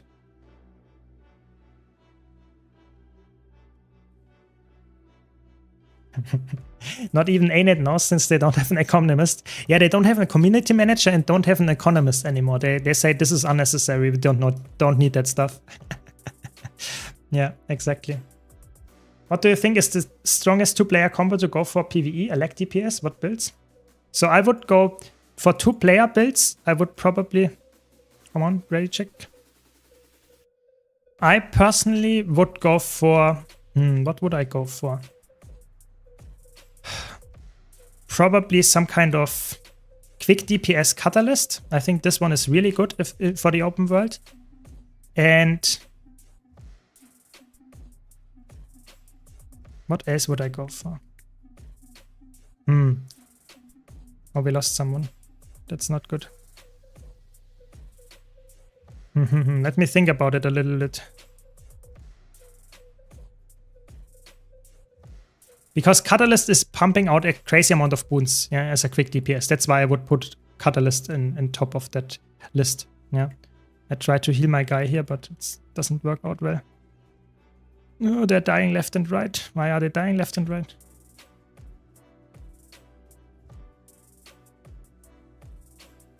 I'm not sure if we can keep that up. I'm solo healing this, I think. which is never something that you want to say on a puck run with on. I can maybe get some reses here.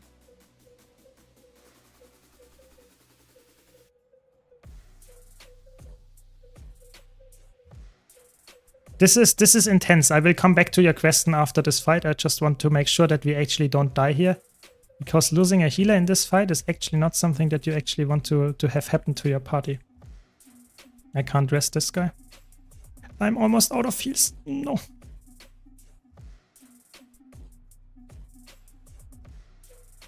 Okay, that's good. I got my mantra back. I think we are fine now.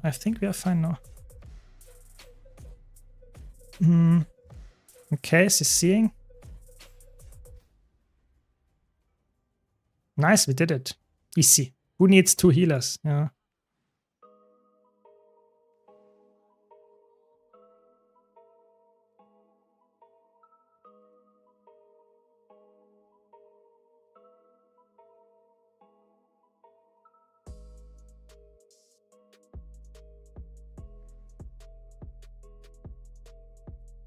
So, I would say Quickness Catalyst is really good because it pumps out crazy amount of boons. What else would I put in there?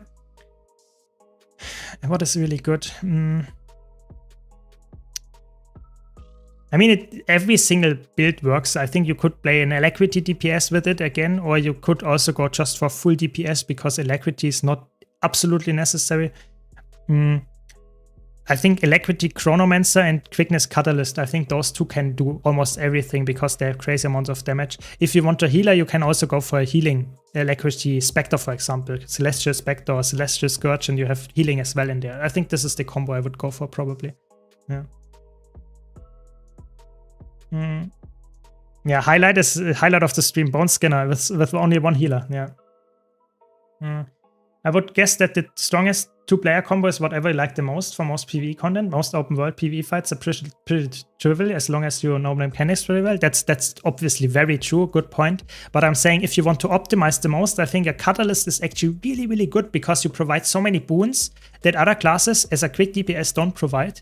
That covers really well. And if you then pair it, for example, with the Celestial build that does some nice damage, also has some healing in there, you're really safe. You will have like a party composition in 2 people only. That's like why I would put something like Scourge or Spectre in there. That does really well with the Celestial build. Yeah. Heal Scourge is really good. I will try it after the patch, or I tried it today as well, but I will try it after the patch with the new changes, which will be really, really good. Yeah. So, and with that, I think I will be done for today's stream. I hope you enjoyed it. Thanks a lot for watching. It was really fun, at least for me.